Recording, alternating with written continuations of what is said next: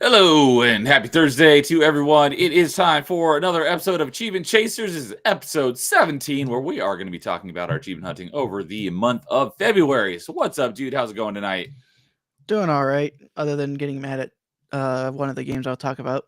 Okay, I was going to say, because I watched like the first hour, but I had to go for like the last hour, so I don't know exactly where you are. So, once we get to it, I'll ask I you. didn't get too much further, but I did get past the next two big ambushes. Okay, well, that answers my question because I was wondering if you made it past what you were working on when I took off. So, um, but good to be back to talk about achievements. Normally we do this typically the first Thursday of the month, but worked out better for both of us to move it back a week. So it feels like, even though it's only been a week, it feels like a lot longer than a month since we last had an episode. But good to be back. So we're just talking a little bit backstage about what we have to talk about, and it sounds like I have a lot more to talk about this month than Dude does. So we'll go ahead and get started, and I think I'll get. I'm going to break it up into two sections because I've got four things retro achievement to talk about, and I got four things Xbox to talk about. So I And think what's funny is for me is I have four different games, but they're all on different consoles. they're all on different consoles, so you're really mixing it up. So Two retro achievements, one Xbox, one PlayStation. Though I have the PlayStation version of the Xbox game because I can only get that Xbox game digitally. okay, it's not available physically. I take it. No, sadly, Yeah, I especially know. for you because I know you would want it. Oh, really? Okay. I was gonna say, I know, like you're much more of a collector than I am, so I know for you getting the physical means a lot more. It does. But if it's something that I would want physically, you'll have to point that out once we get to it. So, all right. Well, we'll go ahead and get on into it. So, I think I will start off with if I was to go like chronologically, be jumping back and forth between like Xbox and retro achievement stuff. I think I'm just gonna go. I am just gonna go through Xbox stuff and then I'll go through retro achievement stuff, even though it's not gonna be like chronologically through the month. But the first, I think I mentioned this last month because it had already started. But True Achievements did another community event for over the month of February, and it was Achievement Bingo, and everybody got a custom bingo board. You know, the center space is obviously free space, but all around it is, or it was technically called Alphabet Bingo, and you had a random assortment of letters filling in the rest of the boxes, and so you had to get achievements that started with that specific letter to fill in that box, and all you had to do to get credit for the event was to get one bingo. I signed up for it. I didn't like go out of my way. I just played the games that I was going to play, and I ended up getting 5 bingos. And it was only in the games that I actually got. Oh, that was the other thing about it is that for each achievement you got, the ratio that you had to get for your next achievement had to be had to increase, but it only increased like by 0.05 ratio. So I got there's only 5 spaces left that I didn't fill in. So I did like 80% of the board. And my minimum ratio for the next one was only 1.95. So it was very small increments. But there were people that, because they did this last year and a lot of people really enjoyed it. This year they decided that once you like completed it, you can reset it and get a new bingo board. You just keep going as long as you want. And I didn't look it up, but I saw some people who had like 300 bingos or something.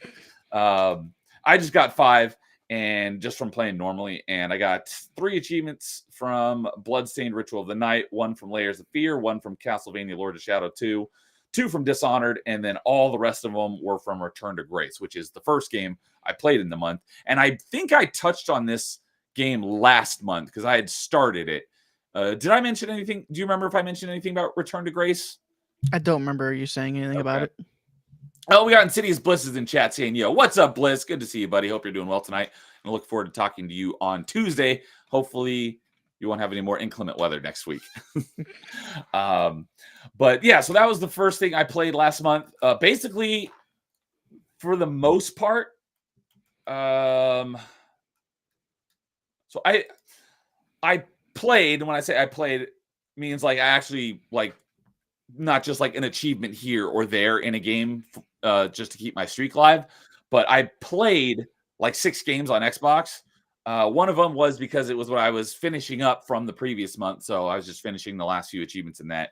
And then another one was a DLC, but the other 4 were all games that were I panic played before they left Game Pass. So actually, since I mentioned that, I'll start with one thing that I have been talking about a lot lately, and that was actually the first thing that I played, and that's because I was finishing it up from January, and that was Dishonored. So I think, at the beginning of when we had our last Achievement Chasers, I was like midway through the last story DLC of Dishonored, which was called the Briggsmore Witches. I think I finished it that night after we had our episode, and I was doing the low chaos one where you can't kill anybody and you can't be detected. And then I basically ran through that DLC again in high chaos where you can kill everybody and it doesn't matter if you're detected. So it's much, much quicker in like the next day. So out of that DLC, there's still one more achievement I have left, and I was this close to getting it, but I basically have to play through the whole thing again. And for some reason, they did it for the low chaos, but not the high chaos. And why they have this achievement even in this DLC makes no sense at all with the story. And they haven't done this there was no achievement like this in anywhere in the rest of the game. But there was an achievement for beating the second story DLC with having 10,000 coins in your inventory. I was at like 9,800, so I was like super close, but I didn't have enough, and I was like, I got to play through it again. There's not an achievement for doing that on High Chaos, and there's no other achievement in the game for anything relating to the amount of money, except for this DLC. They decided beat this DLC with 10,000 coins in your inventory, which is really freaking stupid. So I didn't get that achievement, but I did burn through the DLC real quickly on High Chaos, and I was able to burn through it in a couple hours because I don't have to be, slow and methodical and reloading my save every time I get detected. So I like stealth games, but this game is definitely much more fun to play on High Chaos where you don't have to take your time. But I finished up the DLC, and I did not go back and touch that other DLC that I mentioned that has nothing to do with the story. It's just like a trial mode. I'll go back to it eventually, but I decided I'm going to move on to other games, and I'll come back to that one eventually. So right now I'm sitting at let's see here. I have, out of Dishonored in its entirety, I have 69 out of 80. So I have 11 achievements left. One from that DLC, and then the other 10 are from that trials mode of that DLC. So, but the other thing that I just mentioned that I was working on at the beginning of the month was called Return to Grace. I think I mentioned that I had started playing, but I don't think I talked about it because I was like, I'm going to save it for next month. So, and that was a game that I was panic playing because we got announced that it was going to leave in two weeks, and it has like a 5 to 6 hour completion estimate, so it's not a long one. It's basically a walking sim with a couple of puzzle games, but I really like the narrative. And basically, what the story of the game is that you are. It takes, I don't remember exactly what year it is, but it takes place in like the year like 3,800 or something, and humanity has colonized the solar system. We live on all sorts of different moons. It's kind of like Expanse, where Sorry, could you say that again? no one's talking to you, Siri. Shut it. I hate when she does that. That's why I don't have those spyware in my house. Yeah, I totally get it.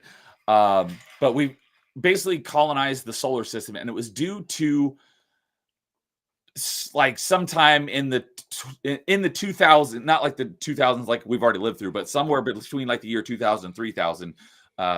Essentially like the Matrix, where they gave birth to AI, except in the Matrix, obviously the AI tries to kill everyone. And this one, they built AI, and it led us to like basically like the golden age in Destiny. It led us to this immense period of prosperity, and it basically did all of the thinking for humankind for us. So we basically became really dumb, and it did everything for us. We just did what it said, and it led us to prosperity and expanding through the solar system. And then all of a sudden, for one day, it just turned off. And this game picks up like 700 years later, and you're like an archaeologist or something. You're trying to figure out what the heck happened, because by this time, people like this AI is like myth, legends. Like, did this thing really exist? And so you're investigating it, and you land on it's one of the, I don't remember what moon it was, but it's a moon of Jupiter or Saturn. I want to say it was Ganymede. I'd have to double check, but and you're just you find this place. It's basically like Mecca, and people would make pilgrimages there, and there's no one there, and you're just going around exploring, and there's these different AI programs that are like different emotions, sort of. Like there's one that's logic, and one is like I forget what their names, but they're basically different emotions, and they help you solve the puzzles and stuff. And then you find out at the end. And so it was pretty short. And thankfully, there are a couple of achievements that are missable, and you have to make some. There are some converging plot points. So the walkthrough just said, make a save here and make a save here, and then once you beat the game, you can come back, reload the save, and then make the alternate choice. So I really liked it. It was not terribly long, didn't overstay its welcome, and it was a pretty easy completion. And I like sci-fi stuff, so sci-fi stories like that don't have to be super complex, and I'll probably like it. And so I enjoyed it, and I did that over the course of a few days, and that filled up most of my alphabet bingo grid. So it's now gone from Game Pass because it left in the middle of February, but that was the first thing I played, and I enjoyed that. And Bliss says weather looks perfect for the next week. Excellent. I also have a whole home battery system being delivered tomorrow. That's awesome. I just saw something that they're doing that in my area as well. You get like all sorts of like incentives and stuff. So, but I don't have solar, so I don't know if you can do the battery thing without solar, but I'm going to look into that because I'm interested. And Flame Mage is here saying good day. What's up, Flame Mage? Good to see you. So the other thing that I played at the beginning of the month was another game that was also actually that was in the second half of the month. So I will wait on that. The other thing I did play, let me go back to see what order I played it. So Return to Grace. Yes, okay. I just want to make sure I had the order right. So after I played Return to Grace, the other thing that I panic played is Bloodstained Ritual of the Night. So Bloodstained Ritual of the Night is obviously, it's a Metroidvania. It took me a while to get into it, but once I got into it, I really liked it. But I played and I beat it 100% a couple of years ago. Let me see when. So I got my last achievement in Bloodstained Ritual of the Night in August of 2020. So over 4 years ago now. And it was on Game Pass. It left Game Pass. It came back to Game Pass and is now left Game Pass again. But I just have the physical copy. I own it on Windows because it's got a Windows stack. So I'll be playing that one as well. But I got 100% when it was on. I'm pretty sure it also has a Steam stack as well. Oh, yeah, absolutely. Actually, you know what? Does it have a GOG stack? That is a good question. I don't know. When it comes to the achievements, I may mainly obviously just focus on whether it has the Xbox achievements or not. And the Windows Store version does. I would assume that the Steam version has achievements as well, but that wouldn't be in the Microsoft ecosystem, obviously. But anyways, I got 100% of the achievements when it was on Game Pass the first time. But since it came... It is on GOG and it does support achievements. Oh, okay. And it's 75% off now for $10.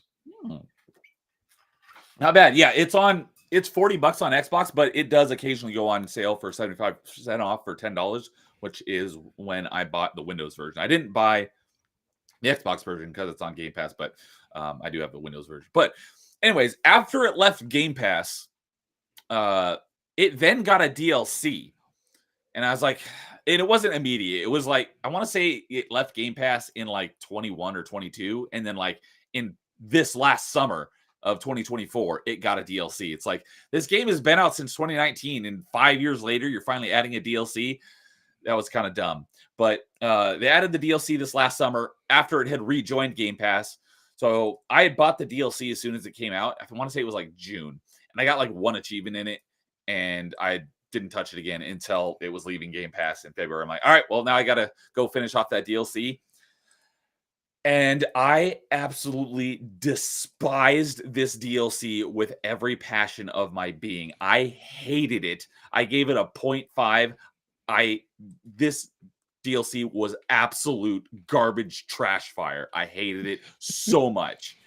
One thing that was one of my complaints, but I since realized that it was my own fault, was it doesn't make me like the DLC any better. But one thing was that I was going all over the place, walking everywhere. There is essentially a homeward bone from Dark Souls in it. I forget what the item is called, but I misread the description of it. And I thought it said revisit, like use this to teleport back to the last city you visited. Mm-hmm. What it actually was is use it to teleport to any city that you visited. So when you select it, it pops up with a menu of all the cities you've been to, and you can teleport to any of the cities. I didn't know that till after I got all the achievements. So it would have been much easier to get around, and it would have shortened the time. Well, that'll help me with my 2 playthroughs of the DLC. Okay, so yeah, I forget what the item's called, but the teleport item, once you visit a city, it does seem like on GOG the Dominique's Curse is actually the additional. Yes, the Dominique's Curse. That's the DLC I'm talking about. There are other DLCs for it, but the other ones are like title updates. They're free. This is the one that is paid extra and actually has achievements. All the other ones do not have achievements because it did have a crossover with like Blasphemous, or was that in Blasphemous having a crossover with Bloodstained? Oh, by the way, apparently the GOG sale ends in 7 hours. So if you want to pick it up on GOG, pick it up now. Shout out to GOG. Go pick up Bloodstained Ritual of the Night for $10 on GOG right now. It's on sale for the next 7 hours. Thank you for that shout out. I mean, that's actually impressive that a Japanese game is on there though, because usually the Japanese really hate people actually owning their games. So yeah, the teleporting item, you can teleport to any city you visited, not just the previous one you visited. So I wish I would have realized that sooner, but it wouldn't have really made that much of a difference other than just cut the time down.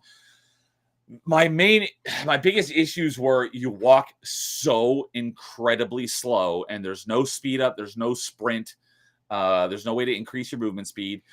Your movement is the chunkiest I've ever seen.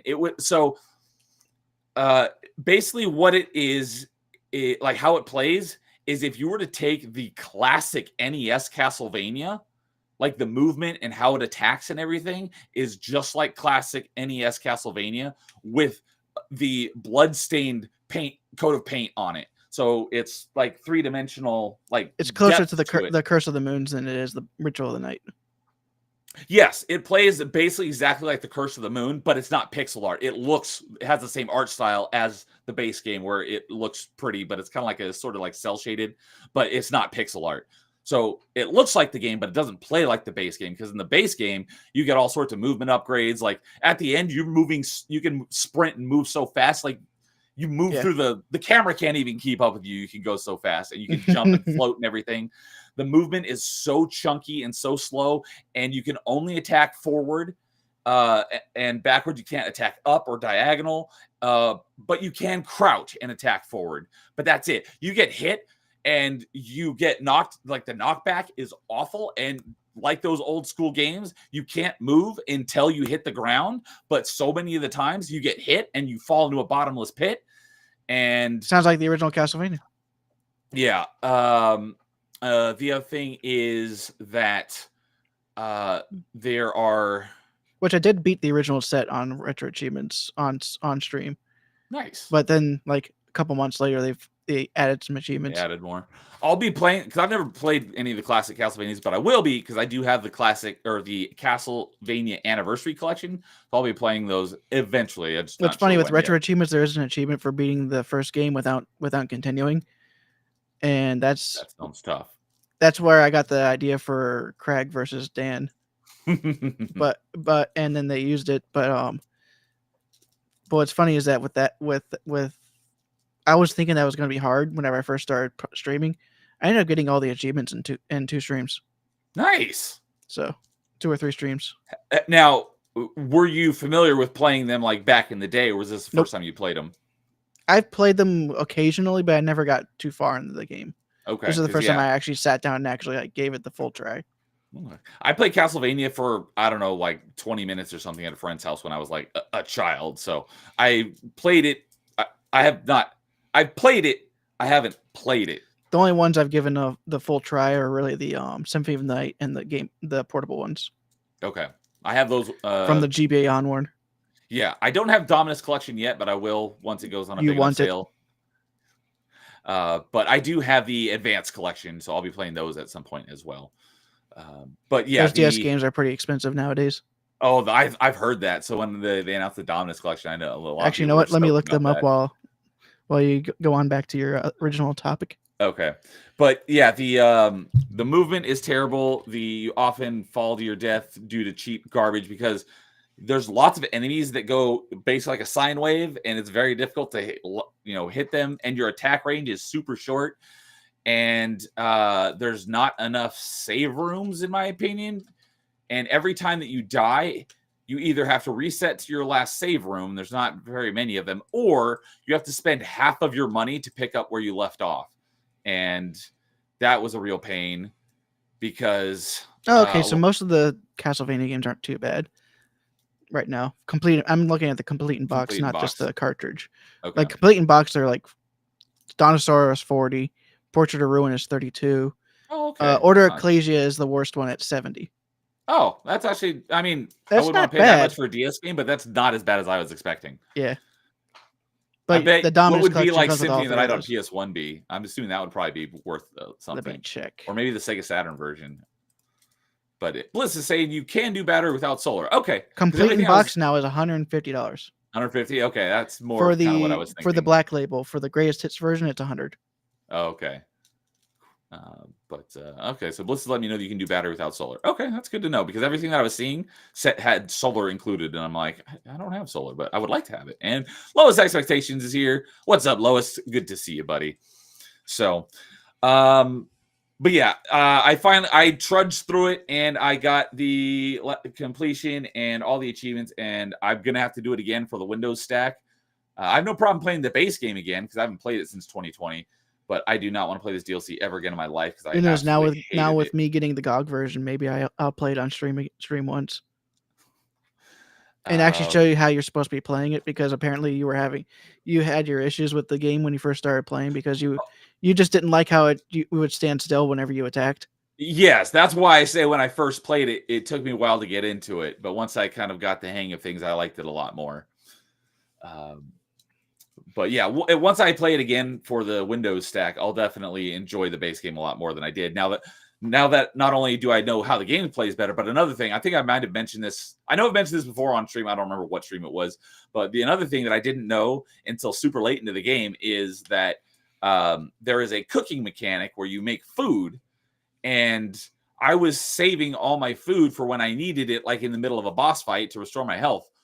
What I didn't know is that the first time you eat each unique piece of food, it gives you a passive stat boost. Yep. And I was saving that until very late in the game because I didn't know that. And then I started eating a food, and I'm like, if I would have known this freaking 30 hours ago, it would have made the game a whole lot easier. So I know that now going into it as well. Don't save the food, eat it right away. So, but the last thing about the Dominique's Curse DLC is there are three endings, and you can screw yourself out of them and have to do the whole DLC again if you don't do it right. It's not terribly long, but the estimate on here is 6 to 8 hours. But there's an achievement for like the bad ending, which is because there's like there's two collectibles, and there's like 16 of each. There's like these 16 pages that you have to find, and then there are. I forget what the other collectible is, but there's another type of collectible as well. And that's not collectible. That's what it is. There's these like 5 or 6 unique enemies throughout the game. And there's an achievement for the first time you beat one. It's called a hunter. They're called hunters, and there's like 4 or 5 of them. And the achievement, in order to get, you can just go and do the last part, the final fight of the DLC and get the one ending, then reload your save, go get more items, then do the boss fight again, get that ending, and then reload your save, and then go get whatever else you're missing to get the final one. So you don't have to play through the whole DLC 3 times. You just have to do that last boss fight part. But the first thing you want to do is beat the boss without killing all of the hunters. So you have to have at least one still alive, and without collecting all of the 16 pages. So leave at least one page and one hunter alive before you beat the game. Then reload your save. Then go collect either one of those pages or one of the hunters, but not both. And go and do it. And then you'll get like the okay ending, and then reload your save, and then get the other one. So you have all the hunters defeated and all the pages, and then beat it again. And then you'll get the good ending. And then you'll get the achievement for, I think it's called like Twist of Fate. It's called In the End, and the achievement description is experience every twist of fate. So that's the final DLC achievement. So it's not as bad as Curse of the Moon's achievement set, where you had to go through the game like 6 times. Yeah, I've only done it once, so I still have to go through it a bunch more times. That's on my to-do list. But no, you just have to do that last part. Just make sure you don't collect everything before you beat the game the first time or beat the DLC. But yeah, After like the second playthrough, Curse of the Moon is actually really easy until you get to the final boss. yeah, I played through. I played through. I was only going to do like 1 or 2 levels, and it was for my 12 Days of Christmas stream at the end of 2023.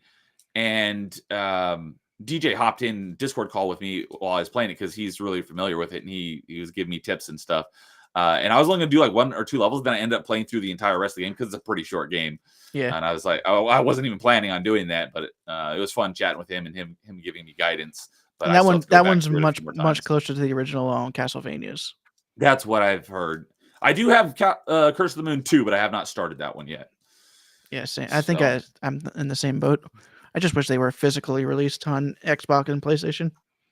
Yeah. I think they have physical releases on Switch though. Oh, they don't yeah, have I think achievements. you're right.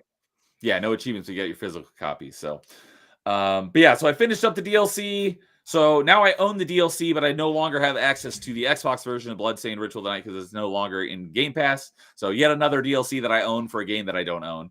But I do own it on Windows. And one of these days, you can, if you just find it at a GameStop, just pick it up. Yeah, I could do that too. But I've got it on Windows, so I'm fine with that. But finished that up, and now I recompleted Ritual of the Night. And hopefully it does not ever get any more DLC. And if it does, hopefully it'll come back to Game Pass. And hopefully the DLC won't suck like Dominic's Curse did. I really doubt it'll get more DLC though. So that was basically the first week of February. Yeah, I finished that on February 7th. So yeah. So all right. Well, what about you? What did you start off the month with? Well, I don't think I finished this before our stream last month, so I'll go and talk about it again. And it was Star Fox Adventures. I did finish it up. I did finish it up. I think the next stream. Yeah, you were getting close to the end, but yeah, you hadn't finished it yet. Yeah, and luckily I found the last two fuel cells that I was looking for because I went back through the entire game to figure out where they were. Turns out they were in the end of the point of no return, pretty much. Oh, at the end, towards the end of the game. Okay, so you hadn't missed anything. Well, I had missed them the first time I went in there, but I had to go in there a second time in that temple. Oh, okay. So you finished off and got the mastery in Star Fox Adventures. Yes, and most of that was just collecting all the things, beating the bosses in specific ways, like not getting hit a certain amount of times in a couple of the fights. Like Andros, I think Andros was the one that was kind of a pain because you could get hit only 5 times, and then if you did, you have to pretty much get yourself killed. Yes, you did mention that last month. And I did eventually get that on stream. So okay, and that was pretty much the final thing because it was the final boss, and after that, everything was nice and completed. So was that 5 less than 5 hit achievement? Was that your last one? Well, it was also achieved at the same time as beating the game. Oh, okay, so you got a couple achievements at the same time. Yeah. Gotcha. Okay. Now I think I might have asked you this last month. Is this the first time you had played Star Fox Adventures? First time since it released, because I played it when it first released, and I enjoyed it at the time. I just never went back and played it. Okay, because I always wanted to play it back then, because it was Star Fox, and I did like it was Rare's attempt at a Zelda game. Yeah. I wouldn't say I was a huge fan of Star Fox, but I did like Star Fox. Star Fox 64 is a game that came with my N64, so I did like Star Fox. And I had Star Fox on Super Nintendo as well. I think they wanted to one-up Nintendo again, like they did with Banjo. That did not happen. Nope. But I remember a lot of people hating on the game when it came out. That's because it wasn't like the other 2 Star Fox games at the time. Yeah, it wasn't. It was essentially Star Fox in name only. But if you look at it objectively for what it is and not what they wanted it to be, would you say it's still a decent game? Yeah, it's a good game. Okay. So yeah, I like Zelda games, so I have a feeling that when I get around to playing it, I will like it because I never did get a chance to play it, but I always wanted to. So Definitely. It was some people's furry awakening. Yeah, for sure. Because Crystal is definitely an attractive foxy lady, but Literally. I said that intentionally. But I was introduced to her through Star Fox Assault, the other Star Fox GameCube game that actually was a Star Fox It was game. always impressed. It always made me feel weird that she was never added to Smash Brothers. Oh, I never thought about that Because she would have actually been a unique character compared to like Falco and Wolf. Because Falco and Wolf just feel like variations of Fox. Yeah, they're Echo Fighters. Although they have made Falco and Wolf much more different since 4. True. But they still felt like Fox. Yeah. Just with slightly different variations. And there's one for Lowest Expectation, because he did a video for who he this a couple years ago, who he wanted to see in Smash Bros. He's going to do another one for the next one. That could be on the list. Crystal Fox, or I'm assuming. I mean, it would make more sense if even Star Fox itself had a more presence in Smash Nintendo's catalog. Oh, just in Nintendo in general, yeah, for sure. Now, because it's Fox McCloud, I called her Crystal Fox, but that's. I'm assuming your last name probably isn't Fox. Does she have a last name? I don't think she does. Okay, but because I think because she was the original character that was for the original version of the game, because it was called Dinosaur Planet, and it was supposed to have Crystal and another Guy Fox as the main character, and that's when Shigeru Miyamoto saw it's like, make it a Star Fox game. Yeah. So, but yeah, Furry Awakening. That was back when it was on the N64. Oh, you're right. It was originally going to be an N64 game. I forgot about that. And that prototype has come out now. Really? Yep. Huh. I wonder if they've made a retro achievements set for that prototype, because I was looking through Star Fox. And I saw something about Dinosaur Planet or Star Fox Adventures on N64. I'm like, what the heck is that? Yeah, because sometimes they'll add a set to like demos or hacks or something like that, and that's like technically a demo. Yeah, like you're the one who told me that Mega Man X3 Zero Project had an achievement set. So I was like, yeah, I get to play it again for achievements, because I think I played it for 3 times for achievements now. And that's the best way to play it. Another game that was a homebrew, essentially, that came out recently, and it doesn't have an achievement set, but it is now in the Retro Achievement Database, and I'm hoping someone will create a set for it, is the Super Star Wars Holiday Special. Someone made a game out of it. And I haven't played it yet, but I do have one of my achievement set requests set for that one. But yeah, but speaking of the Furry Awakening, that, and I know a lot of people our age, because it would have been coming out when we were like teen-ish years. Another one was Lola Bunny from Space Jam. Yep. Yeah, I think it would be under prototype on retro achievements. So, because it wasn't a fully released. Yeah. And it wasn't really a demo either. So it makes sense to be under prototype. Okay, I didn't even know that was a category. I mean, I know they got homebrew and hacks, but I didn't know prototype was also one of them. That's because prototype isn't very common. Yeah, that would explain why. So, all right. Anything else on Star Fox Adventures? Nope. All right. Just a good game all. Then, all right. So next up. Oh, actually, I went out of order. So after I finished Bloodstained Ritual of the Night, that's when I finished up the DLC for Dishonored. I thought I finished that before. So after I did Bloodstained, I did the Dishonored DLC. Oh, it's because I finished it on the... What did I just... I got the last achievement on the 7th. So I had like a week until we found out if anything else was leaving Game Pass. So that's when I went and finished up the Dishonored DLC. And then by the time I finished the Dishonored DLC, we got the announcement in the middle of February of what's leaving Game Pass at the end of the month. And so there were 2 more games that were on my list to play eventually on Game Pass that, like I said, I don't start anything unless it's on Game Pass. I want to play it before it leaves. So these were games that I was going to do in my future dive, but they're leaving Game Pass. And they weren't too terribly long either. So I was like, all right, well, I'm doing them now. So I panic played 2 more games in the second half of the month.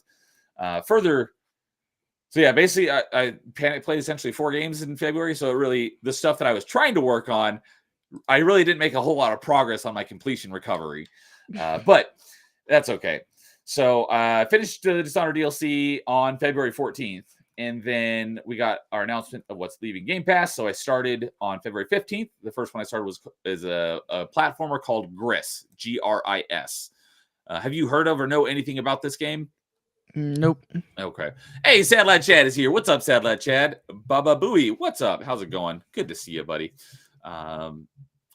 He will be on. Well, so is Lowest. Lowest and Sad Lad Chad will be on the next episode of Top 5, 2 weeks. I think it's on the 25th. They're going to be ranking their top 5 favorite Pokemon. So, anyways, Gris is a artsy platformer with there's no combat. It's got some very slight puzzles. It's got a very pretty, very colorful, pretty art style. And it had like a 6 to 8 hour completion. So I played through it just blind and got most of the achievements. I think I got all but like 3 or 4 of them. And there's not even that many achievements for the game. Let me see here real quick. There are 17 achievements. So I probably had like 12 or so from just beating the game. But there's no dialogue. There are a couple of cutscenes that make really no sense. I have no idea like what's going on in this world. Very, it was very artsy fartsy, is the best way to put it. But it was pretty boring. So once I beat it and I still had a couple achievements, basically I just had to go back and get the rest of the collectibles. Each level has between like 5 and 8 collectibles. And fortunately, once you beat the game, there is essentially like a chapter select, because each level is made up of like 3 or 4 chapters. So, and you don't have to, once you get the collectible, you can, if you wanted to, you could back out and then jump to the next chapter, because you do have to go back to like the beginning of the first chapter is where the chapter select is. And so you can actually select if you want to go to like chapter 2 or 3 in that like level, essentially. Gotcha. So if you did get, and it shows, it has little symbols for in their like chronological order through the level on which ones you have, or lit up, which ones you don't have are gray. So you kind of know where how far into the level they are. But let's say if you missed one right at the end of the first chapter and you went back to, the level select area part, and you screw up, you'd have to play through the whole chapter again to get to that the end to get that last collectible. But makes sense. Sounds like the Lego games. I've only played one of them, and it was like probably 13 years ago. So which one was it? It was Lego Star Wars 2. And I played that because I got it through Games with Gold. But the chapters aren't terribly long, especially if you've already done it. So, but I didn't mess up anywhere. I accidentally went back to the main menu and then had to play through it again. Any of the segments. But after I beat it, I had like 4 or 5 achievements left. I'm like, this game was really boring and putting me to sleep. So I was like, I want to move on to the other game that is I have to panic play. And then once I beat that, I'll come back and finish this one off. So, and Sad Lad says, dude, had a blast on Halo Night with James. Yeah, I would have loved to have joined, but maybe next time. It was glorious. I know it would have been a lot of fun. Did you ever go back and watch what we did? I have it on my list, one of my playlists, but no, I have not gone back and watched it yet. But prepare for insanity. I bet.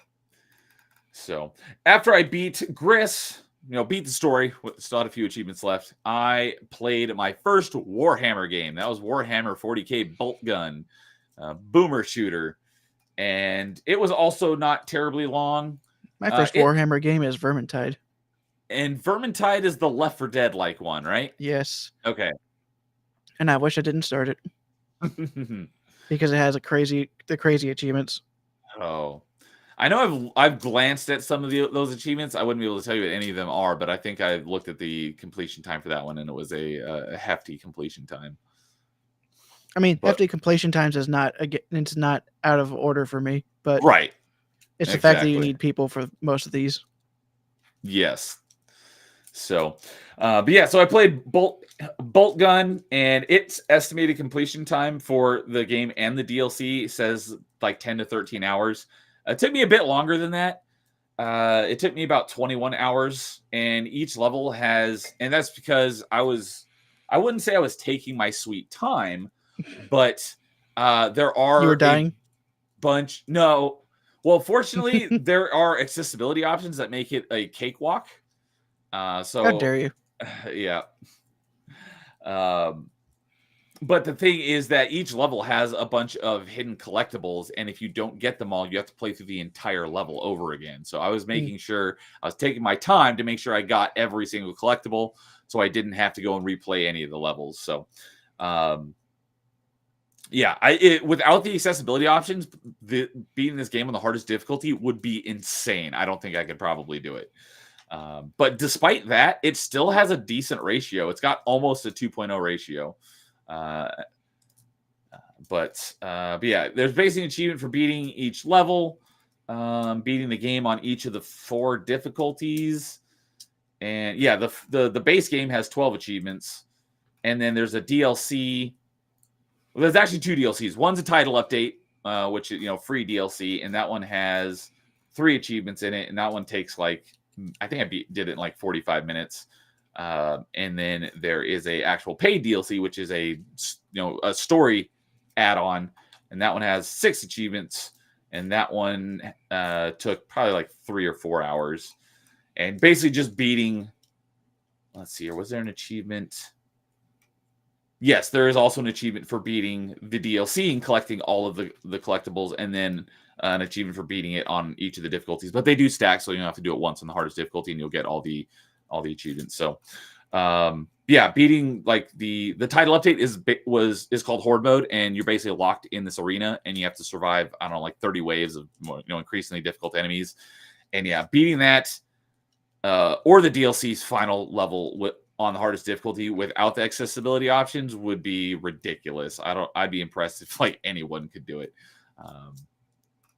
But yeah, so played through that and got all the achievements. And then after I was done with that, went back to Gris and got the collectibles that I was missing and wrapped that one up. So I finished up both of those. I finished Warhammer on the 24th, and I finished Gris on the 26th.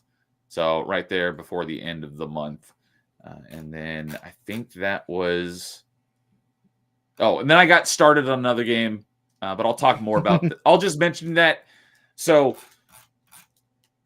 yeah, I got like 3 or 4 achievements in the game that I was working on until just like last week. So I'll talk more about that next month. But after that, on the Xbox side of things, I got started on playing Castlevania Lords of Shadow 2 because I've had that forever. And I played Lords of Shadow 1 back when it was new and got 100% on it. And then I got Lords of Shadow 2 probably in like 2014 or something through Games with Gold.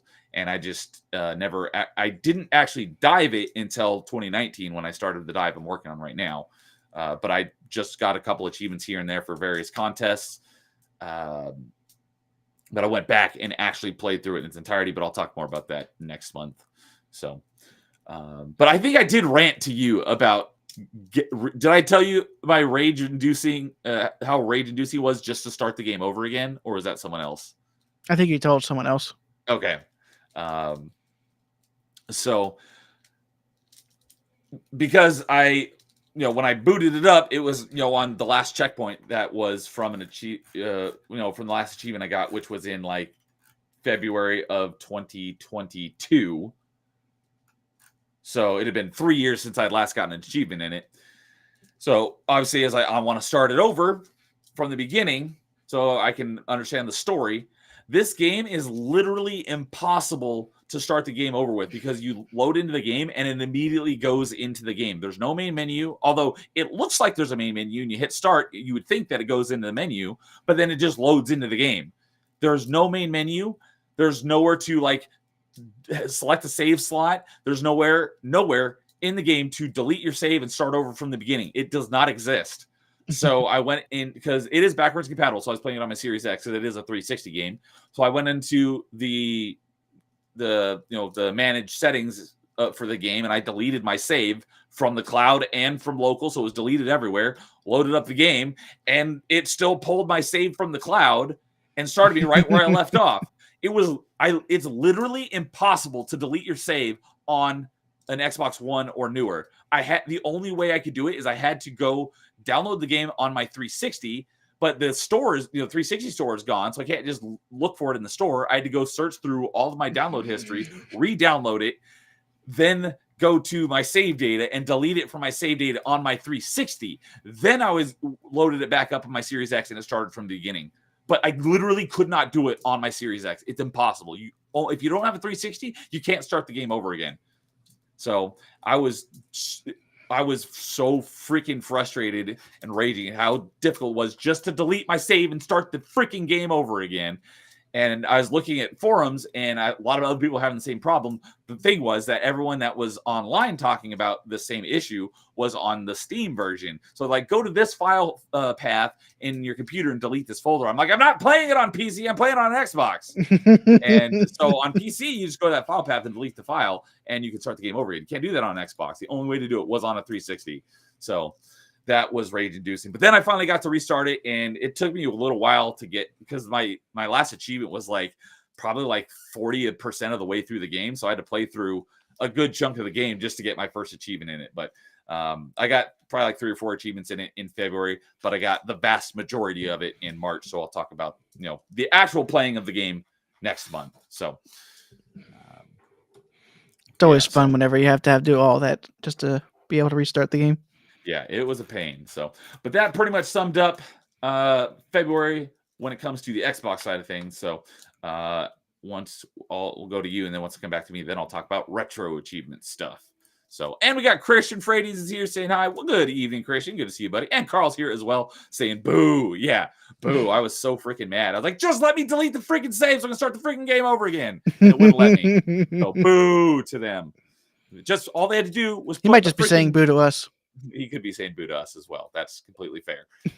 But all they had to do is put in the game a menu so I can delete my save, and they didn't. So I was not happy about that. But I did enjoy it for the most part. But I'll talk about that next month. So what do you got next? I guess I can go with the other game I was doing on stream, and this one was on your channel, and that is Dark Souls. So we were and I got the platinum yesterday. And so yeah, how many deaths was it? 33, 34. On your first playthrough on Reverse Dude Souls, where you're playing it here on my channel, the final count was 34. Gotcha. So, just over, I think I wrote it down somewhere. I don't remember where I wrote it down, but I think someone said 30. So they were I was 30 close to the money. I said 30. You said 30? Oh, that was your guess? Okay. So yeah, you were pretty right on the money. So yeah, you did basically just like me. You played through, although obviously you were playing the PS3 version, not the remastered version. But you were doing your first playthrough on stream on Reverse Dude Souls on Wednesday nights. But then you did the second playthrough to do all the wrap up off stream. Yep, and it felt so weird because that's the first time I played Dark Souls off stream.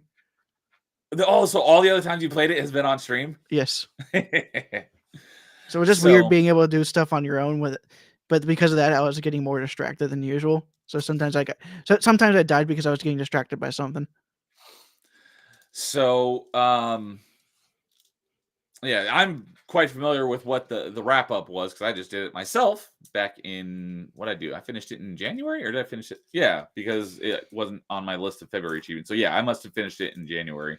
Yeah, because after Dude Souls Day is January 15th. That's the day I beat it. And then I think I finished getting all the achievements in like a week and a half after that. So, but for anyone who isn't familiar with Dark Souls, the wrap up includes getting all of the rare weapons, which you have to craft yourself by getting a bunch of weapons up to level 10 and then using your boss soul to convert them into the unique rare weapon. Mm-hmm. So, and that costs a lot of money for all of the crafting, a lot of running back and forth between unless you plan it out. Yeah, unless you plan it out, because that's what I did, because you have to have a lot of Titanite shards and of various colors, and one blacksmith has those, but then the other blacksmith is the only one that can actually forge the boss souls into the weapon. So you got to go back and forth. And so when I was doing it, I kept going back and forth, and I'm like, you know what? I'm just going to plan it out and just, buy everything that I can from this blacksmith and go do everything that I can at the other blacksmith instead of going back and forth What for I every did weapon. what I did for for after they were level five, I pretty much grabbed a decent amount of large titanite just so I can get them out to level 6 from the first one, and then I just grinded out the slugs in the swamp Okay. because they drop large titanite pretty commonly. Yeah, and green You can get like titanite, 2 or right? 3. You can get and green titanite. Although I completely maxed out my green titanite while I was doing that because they drop 5 at a time. Oh, I did not realize that. But I didn't really have an issue with green titanite. I just had an issue with regular titanite because I kept running out. Well, I bought all regular titanite because I was on the second playthrough, which makes it a bit makes me because the stores don't upgrade their The prices. the prices in any. I don't think they do that in any Souls game, but you get more Yeah, souls per kill whenever you play any Souls game in New Game Plus. Yeah, I did have to do some grinding because I kept running out of money from buying all this stuff, but I didn't have to do very much. Yeah, it probably had to do more grinding with the with some of the weapons from the enemies. Yeah, I think the thing that took the longest was getting that trident from the that dude in the Duke's archive. I got on the third respawn. I think it took me. I think I had to grind that one out. It took me close to an hour, but that was the most grinding I did on my second playthrough. It's mainly just because you have to run past it. Just because if you want to kill him correctly and not have a bunch of enemies attacking you from behind before you can pick it up, you got to kill a couple enemies on the way there to him. Yeah, and there's only 3 of them in that spot. Yes. So I did have to go grind money a couple of times, but it wasn't usually more than 5 or 10 minutes a couple of times. So now when I did it, I screwed up and had to start a third playthrough. Were you able to do everything in a second playthrough, or you can't do everything in two playthroughs? You have to go 2.5. You have to do 2.5. Well, not necessarily, because I would have been able to do it in 2 thanks to your help. Yeah. So, but you didn't have any help like that. I would have helped you if I could, but I don't have a PS3 or a PS3 copy. So, nope. Fortunately, you were able when you helped me beat a couple of bosses, or to help you lower the grind for the. Actually, I invaded your playthrough so that I could get credit because there's one covenant where, in order to do what you need to do to get all the achievements, you have to have 25 faith, and I was only at 12. So I was like, I had to spend a bunch of levels leveling this up. But if you not invade, but if you join someone else's game and help them fight a boss, for jolly cooperation. Yeah, for each time you do that, it lowers the level requirement for that covenant by 5. So, dude, let me join jolly cooperation. That's funny. There's an amiibo for that. Yep, and it's literally Solaire. Yeah, Solaire. So, I think the guy who created Dark Souls actually says he actually is very he actually likes to pose that for Praise the Sun, so that's why it's kind of become in every Souls game. I think it's even in Demon Souls as a spell animation. Okay. But yeah, dude was kind enough to summon me into his game twice, so that it lowered it to only needing 15. So I was able to just level up faith to 15 in order to do what I needed to with that covenant. And when we did that, he had a bunch of the boss souls that he didn't need, so he dropped them for me, so I didn't have to do a third playthrough. But I did screw up on my second playthrough, and because you have to join Nito's covenant and give him 10 red eyes. Eyes of Death. Eyes of Death. And those were from the basilisks. I had the 10 red eyes, but I didn't realize what covenant it was, because you can't join his covenant. You can't join his covenant after you beat him. You have to go and join his covenant and give it to him before you fight him. But you know what's funny? Because of the way his covenant is, because he's a mandatory boss, if you kill him while you're in his covenant, you don't get kicked out of his covenant. That's because whenever you get kicked out of a covenant, you actually lose rank. Oh, I did not know that. But I left covenants, but I never got kicked out of a covenant. Well, it's also when you leave. It's pretty much. I did not know that either. But every time I left a covenant, I was I hadn't increased my rank in that covenant at all to begin with. And most of the time, you're not trying to get the higher end rewards. Right. It's more important whenever you're trying to one shot every boss. Yeah. Because you need that specific buff. Like there's one like the dragon one that you can actually get like a plus 35% damage boost. I did not know that. Ability if you max up the rank, but that's like a ton of dragon skills, and you're either gonna get those by cheating or just complete grind. I did have a couple of them, but I didn't know what they were for. Well, dragon skills are for either that covenant or upgrading dragon weapons. Okay. But since dragon weapons have no scaling, there's no reason to use it. No reason to really use them. Yeah. So when I did watch a video today about a guy who took the Drake sword, the sword from the red dragon, and he beat the game with it. Is that a pretty crappy sword? It is a crappy sword towards the end. That's funny. But he did say at the very beginning of the video, every time he says drink, take a shot. By the way, throughout the video, he's replacing words with Drake. Like so he doesn't around.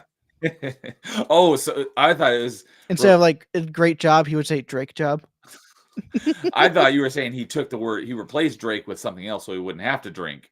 But he did it so you'd say the word, so he'd say it more so he'd drink more. Yep. That's funny. Maybe I'll send it to you after the stream. Okay, yes, I'll check that out. It's only like a 20-minute video, so. But yeah, anyway, so when I was doing my wrap up, I was like, okay, I need this item. And how many do I need? I need 10. So I got 10. I'm like, all right, now what do I do with this item? I'm like, oh, you need to do it in this covenant. I'm like, okay, how do I do that covenant? And it was, you have to join Nito's covenant. I'm like, crap. This was literally right after I killed Nito. I'm like, son of a biscuit. But fortunately, once I started my third playthrough, I was able to just beeline it because there's nothing preventing you from going and joining his covenant right away. His covenant. So I just beelined it straight for his covenant, joined it, gave him his red eyes, got the last. Oh, that's what it was. It was either a miracle or pyromancy or something that I needed. I think it was a miracle. And that was the last thing I needed, and that got me my last, my last 2 achievements. One for getting all the miracles, then one for getting all the achievements. So, luckily that platinum has always worked. Yeah, I didn't have any problems. They popped immediately. But I did. I wouldn't had to have started a third playthrough if I hadn't screwed it up myself. Thanks to you. So, but I'm assuming that you probably didn't screw that up. So you did 2.5 just because you absolutely had to, since no one was because there of to the drop souls. you some of the souls. Yeah, because I had to have 2 Gwyn souls and 3 Sif souls. 3 Sif souls. So I'm assuming you did. Wait, 3. You have to have 2 Gwyn souls. Yes. So you would have already had that from beating the game twice. So but you would have needed the 3rd Sif soul. So on your 3rd playthrough, were you able to just basically beeline it straight to Sif? I beelined it straight to Sif. I beat the gargoyles, and then I went and beat Sif. Then I realized I needed to upgrade one more weapon. Okay. To plus 10. So I had to beat the Capra Demon to unlock the depths and get the Ember next to the Butcher. Oh, okay, gotcha. Because that's the only. Because if it wasn't for that, I would have skipped the Capra Demon. Because once I got that Ember, I skipped the entire sewer system. And Blighttown, because the Embers reset on New Game Plus, so you couldn't carry that through. But you could have used it to upgrade your weapon on the previous playthrough, but you had forgotten. Is that what you're saying? Yes, that's what happened. That was the only thing I forgot, so it wasn't too terrible. And by then, I'd already got the Titanite just by random drops and world pickups. So, okay, but so I was able to get it to plus 5 and then plus 6 immediately. Okay, but you did have to level up your faith to 25 for that one covenant, right? Yeah. But by the time I was done, I had almost all of my stats were 40 besides attunement, resistance, faith, and intelligence. So at that point, I was just putting points into vitality, just for more health. Do you remember what level your character was when you were done? I can't remember. I think it was 130 something.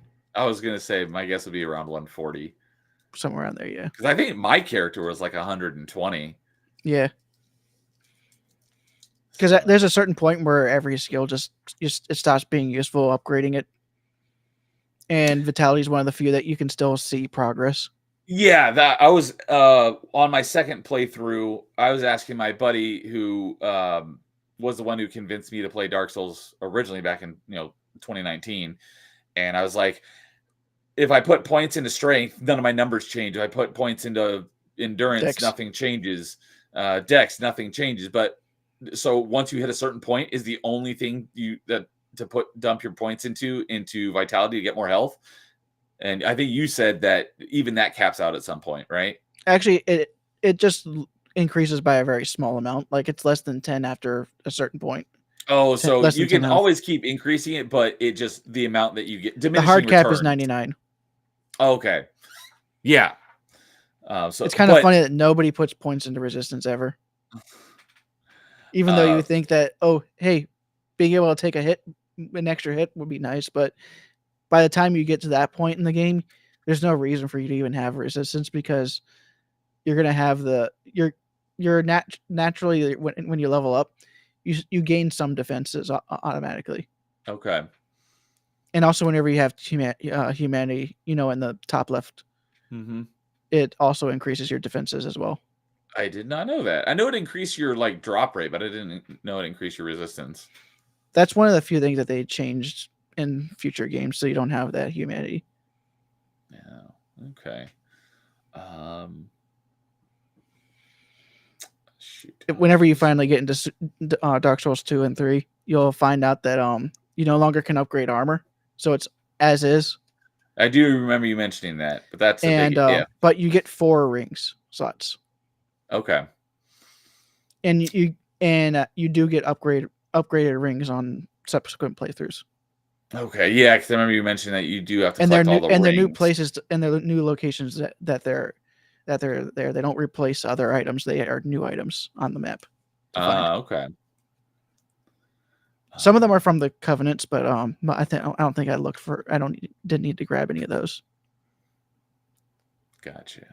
Actually, I can't remember if it was in Dark Souls 2 or 3 that they did the upgraded rings or not. But I know it's the 4. I think it's the 4 rings in Dark Souls 2. Okay. But yeah, the last thing just on the stats. So because after 40, you can put points into it, but it doesn't really have any effect. Except for vitality, will still increasing, just diminishing returns. Just won't get as. I think with strength and dexterity, if you put 2 points in, it starts upping the damage for certain weapons, but it's usually not. It's usually not worth it. Yeah. Okay. At that point, we're pretty much at that point. If you've already maxed out your vitality and you've got all the stats already at 40, you're only putting levels in just because you have the souls. Right. Because the difficulty does stop at new game plus 7. Yeah, I remember you mentioning that as well. But so pretty much once you get to new game plus 7 and you've beaten that, you've pretty much beaten the game as complete entirely. Yeah. Okay. And that's just because they don't want to upgrade the scaling too much. They don't want the entire game to be one hit. It pisses me off that this game literally does not exist anymore. Even though I bought it, I don't have any access to it, and I can't even re-download it. Shame on Epic Games. The Infinity Blade games were the greatest mobile games ever. I love those games, and I bought them. I literally cannot even go and re-download them. They removed them from everything, and I never got a refund for it. So I'm not happy about that because they were freaking awesome. But they infinitely scaled, and it was great. You basically just keep going forever if you were good enough. I got really far, but the thing that was really difficult is there are a couple or on Infinity Blade 2, at least that's the one I played the most of. There's a couple different branching paths, and the true final boss, because he's the hardest one in the game. That each boss has little symbols for what their strength is against and what their weakness is, and there's 10 or 12 different elements in the game, like light and dark and poison and water and frost and fire. So that sounds like typical any RPG. Yeah, so there's all these different elements, and they have they don't. and it'll show you down at the bottom when you fight each enemy which ones they do. So if you don't have defenses against those ones, you'll take bonus damage, but it also shows which ones they do or don't have defenses against. So if you do those elements, then you'll do more damage, or if you're using the element that they have defense against, you won't get any bonus damage. But the final boss just has a little prism symbol, or it's a little triangle with a prism, because it means they have defense against all elements. So, because the thing is in that game is they're called the solar trans weapons, and you slot in different gems that there's gems for each of those elements. And the solar trans weapons, what they do is they multiply the effect of the gems by like times 10. So they're crazy powerful against most enemies. But this boss has defense against all elements, so the solar trans weapons do almost nothing against him. So you have to use standard weapons to defeat him if you want to do any actual damage to him. It kind of sounds like Dark Souls, because some of the bosses could be really can be really humbled by certain of the element weapons. Yes, but then like there's some bosses like just use the standard. Yeah, except you'll do a lot more damage with the standard weapon than the solar trans weapons, but it doesn't. It's not like it doesn't. It makes it any easier. It's just because those elements, those do damage over time, where your standard attacks do not. So you can't do any like elemental damage over time attacks to them. But it'll scale infinitely, so it gets harder and harder. Because in the Souls games, you really only have poison when it comes to damage over time. But the thing is, though, one thing about damage over time when it comes to bosses, they don't have a timer on when it goes away.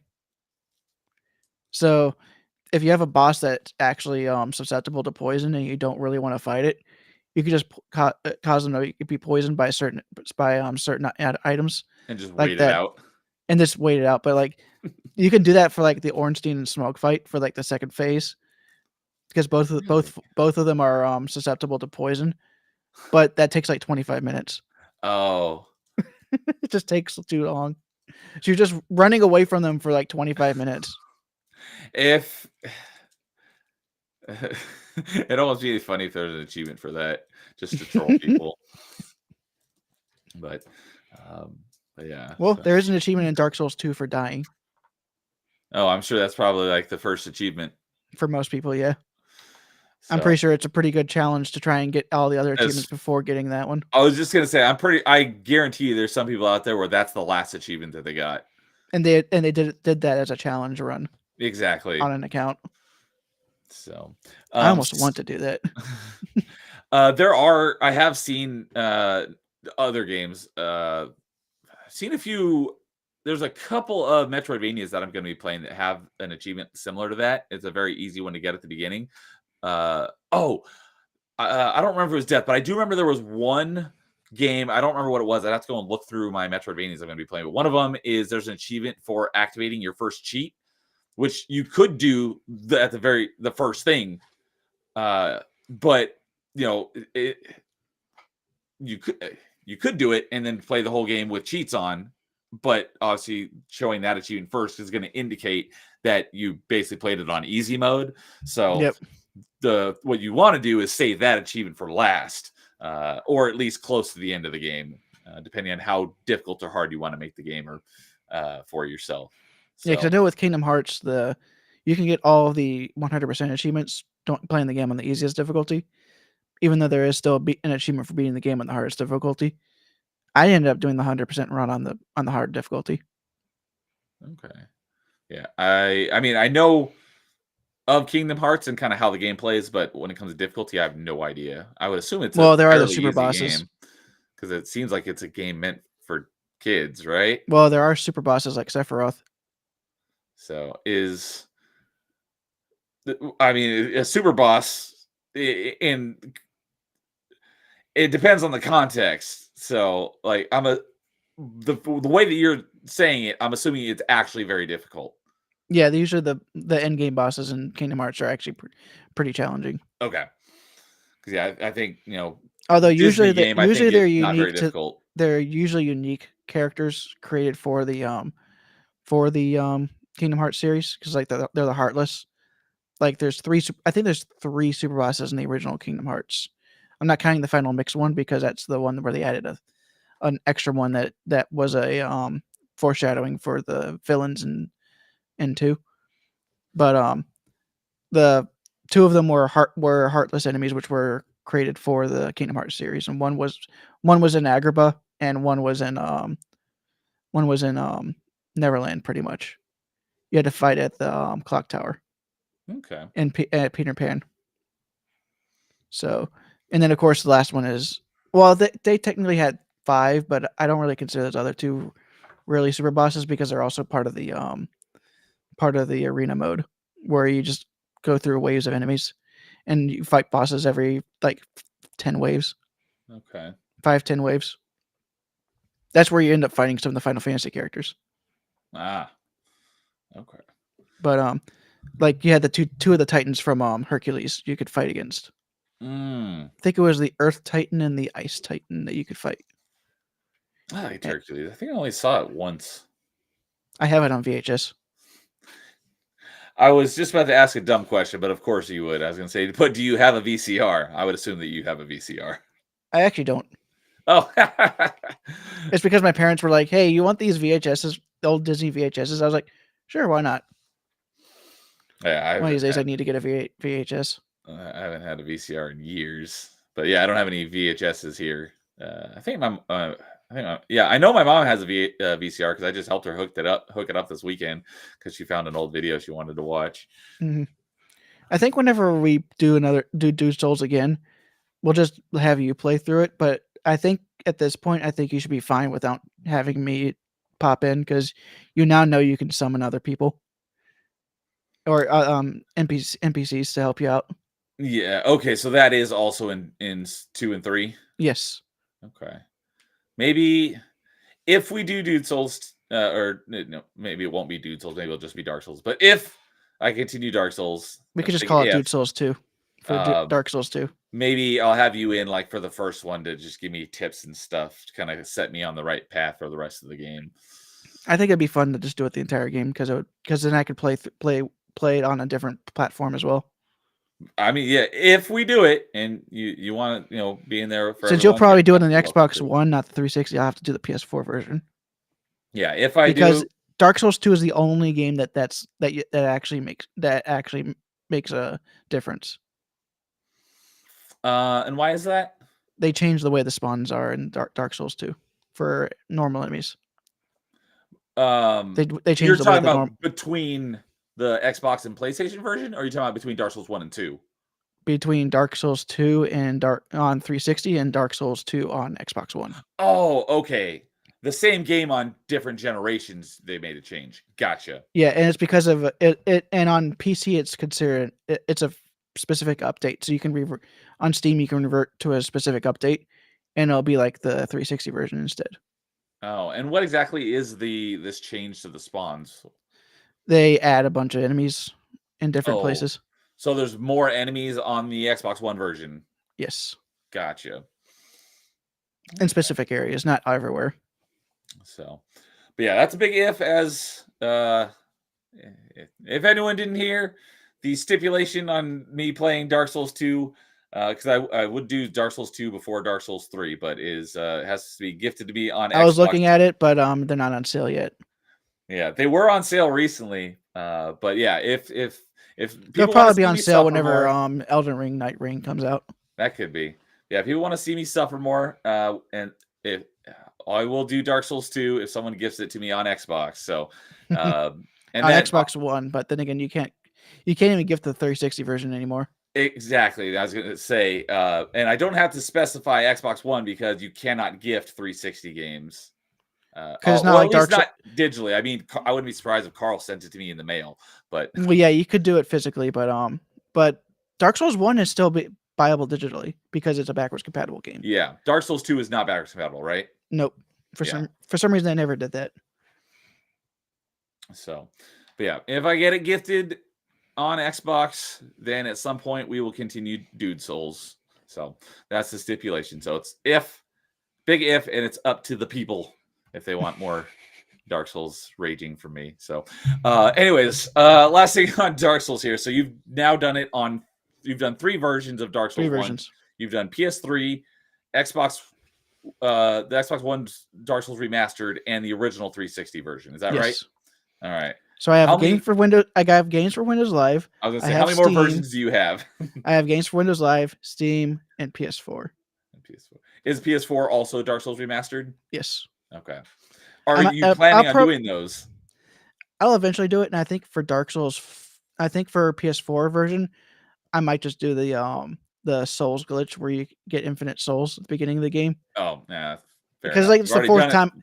It's 4th time I've done it, and sometimes it's fun just to break a game every now and then. Yeah, absolutely. It's like you've already done it legit plenty of times, so why I mean, not? I even played through the first. I've even played through the first playthrough with only 34 deaths now. So Yeah. Do you think that was probably your best one so far? Not that you were yes, counting in your easily. previous ones, but easily your lowest death count. So when you do it next time, are you going to keep track of your deaths and try to beat 34? I might do that.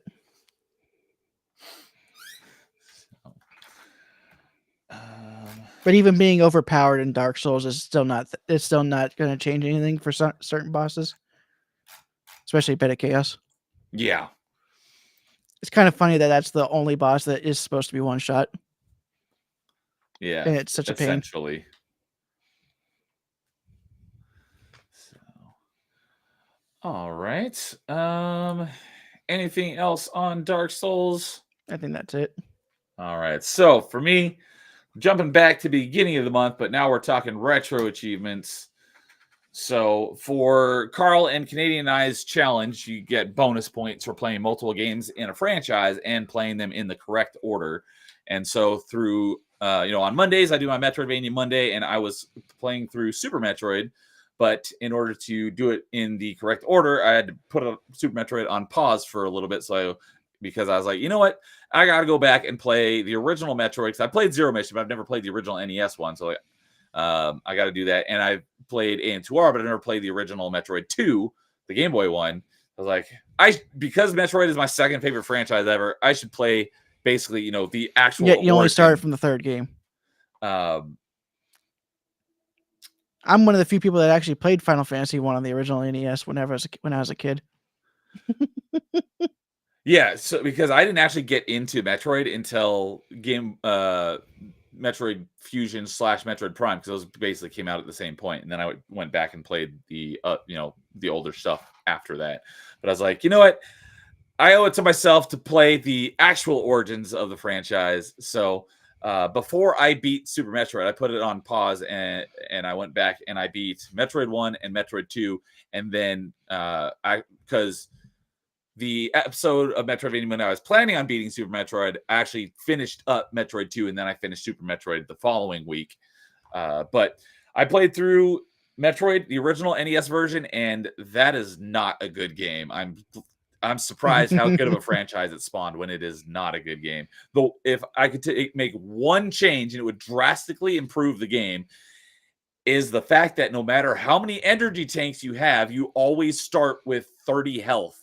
I think you should have always just started at 99 health. You should always, every time you die, you should respawn with full health. That would drastically change the game. Because the only 2 ways to fill up your health is because there are no energy stations or anything. The only reason why I think they did that is because they knew that there was a mechanic in game where you could instantly kill yourself, so you could respawn back at the elevator. So for What's the timer. The problem with that? For the timer.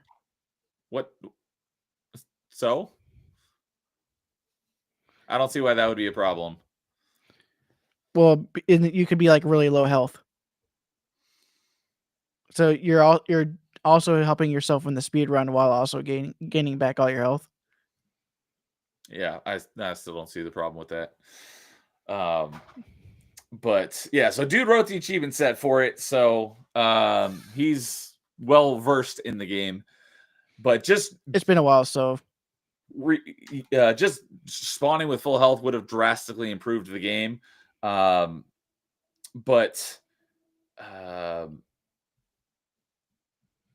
let's see here. I have 21 out of the 25 achievements. And the ones that I don't have are all the ones for beating the game in under certain amounts of time. But I did get all of the items. Oh, that was the other thing that was my probably my second complaint is that you know your beams stack until the last one. Your ice beam and the wave beam do not stack. You have to, if you want the other, you have to go back and recollect the other, and they take the place of each other. So that was really dumb because there was some parts of the map that you have to have the ice beam in order to get to, because you need to freeze an enemy so you can jump on him so you can get higher. And that's the only way to get there. And that's after the point that you get the wave beam. So I couldn't progress. So in order to get all the items, I had to go back, get the ice beam, and then come back. And then Wave beam is nice in Metroid, but it's just better to keep the ice beam. Yeah, I was like, you know what? I'm not going back for the wave beam. I'm just going to stick with the ice beam. I mean, even for the bosses, it's better to have the ice beam because you can freeze their projectiles and they can't keep spawning projectiles. Yes. Oh, the other thing I was going to say about the health is there's only 2 ways to get your health back. One is to get an energy tank and it'll refill your health, or to just sit at a spot where an enemy spawns and just kill them over and over and over again until they drop enough health, which takes for freaking ever. So that's my biggest gripe with it. And my second gripe was the ice beam / wave beam. My third gripe was the screw attack is very inconsistent. There are times where it's like I'm in screw attack and it should have killed or done damage to the enemy and it didn't. That was very annoying. Being able to only shoot up and forward and / backwards, not being able to crouch or shoot diagonally was a huge pain. Especially when there's, just like I mentioned earlier on Bloodstain, that there's enemies that kind of do this and it's very difficult to hit them. And there's lots of enemies that are so short that you shoot right over them and you cannot crouch. So the only way to shoot them is to get on a lower platform. That was real annoying. Or use bombs. Yeah, or use bombs. I'm so glad it spawned a great franchise, but the original Metroid is not a good game. And then the map. There's no quick way around. Every time you die, you respawn at the last elevator, and there's only like 2 of them in the game. There's no save points. It's a password system, and the passwords are super long and complicated. So that was not great. And I can understand the one thing that was a gripe, probably like my 4th or 5th gripe down the list. So not that big of a gripe, but something that I'm kind of more accustomed to later games in the franchise is just the map design. Although back in the day, I can see how it was kind of revolutionary because everything is, platforming from left to right. There's no exploring and going back at other directions. So having this kind of map that you could explore was cool. But the fact that you have, usually in Metroid maps, you have all these different branching paths that go everywhere. In the original Metroid, there's a half of a map and a half of a map. And there's one little hallway that connects them. So that's the only way to get back across to this side of the map. And there's no other way to get around. You have to go way out of your way, go up, go across this little hallway. And then now you have access to the rest of the map. That was, spoiled by newer game design, but I could see how it was like amazing back then. But yeah, so I started that on the 9th, or wait, no, that's when I beat it. I started it on the 4th, and then I beat it on the 9th. So I did get 100% item collection, but I didn't get any of the achievements for beating it under a certain amount of time. Would you ever go back and try to get some of those? I would definitely. Well, I wouldn't say I would definitely, but following like a speedrun guide, I would say that I would go for. Well, that's the thing, is you can't there's no save point, so you can't I did this section good, I'll save and then do this next section, and if I do it bad, I'll reload my save. So you basically have to do it all perfectly. So for this one, probably not. If I would go for the 10-hour one, but I don't think I'd go for the other 3, because there's 10 hours, there's 5.5 hours, there's 2.5 hours, and there's 1 hour. I don't think I would probably go for the 5.5 or less, but I could probably do the 10-hour one if I really wanted to. But yeah, it just, oh my God, it was just so frustrating having no health the entire time, and enemies never drop health. And when they do, it's 5 health. So it takes 4 freaking ever to refill your health. So I was not a fan of the original Metroid. Zero Mission is light years better, but I would hope so, since it's like 20 years newer. So, But I immediately followed that up with Metroid 2 from Game Boy, and oh my goodness, I was shocked. It was an original Game Boy game, which I'd never played an original Game Boy game. I had a Game Boy Color, so I was used to the colors, Game Boy Color games. But you also wrote the achievement set for Metroid 2, with the exception of one achievement. Do you happen to know what achievement that was? It's written by Let me check. Scott.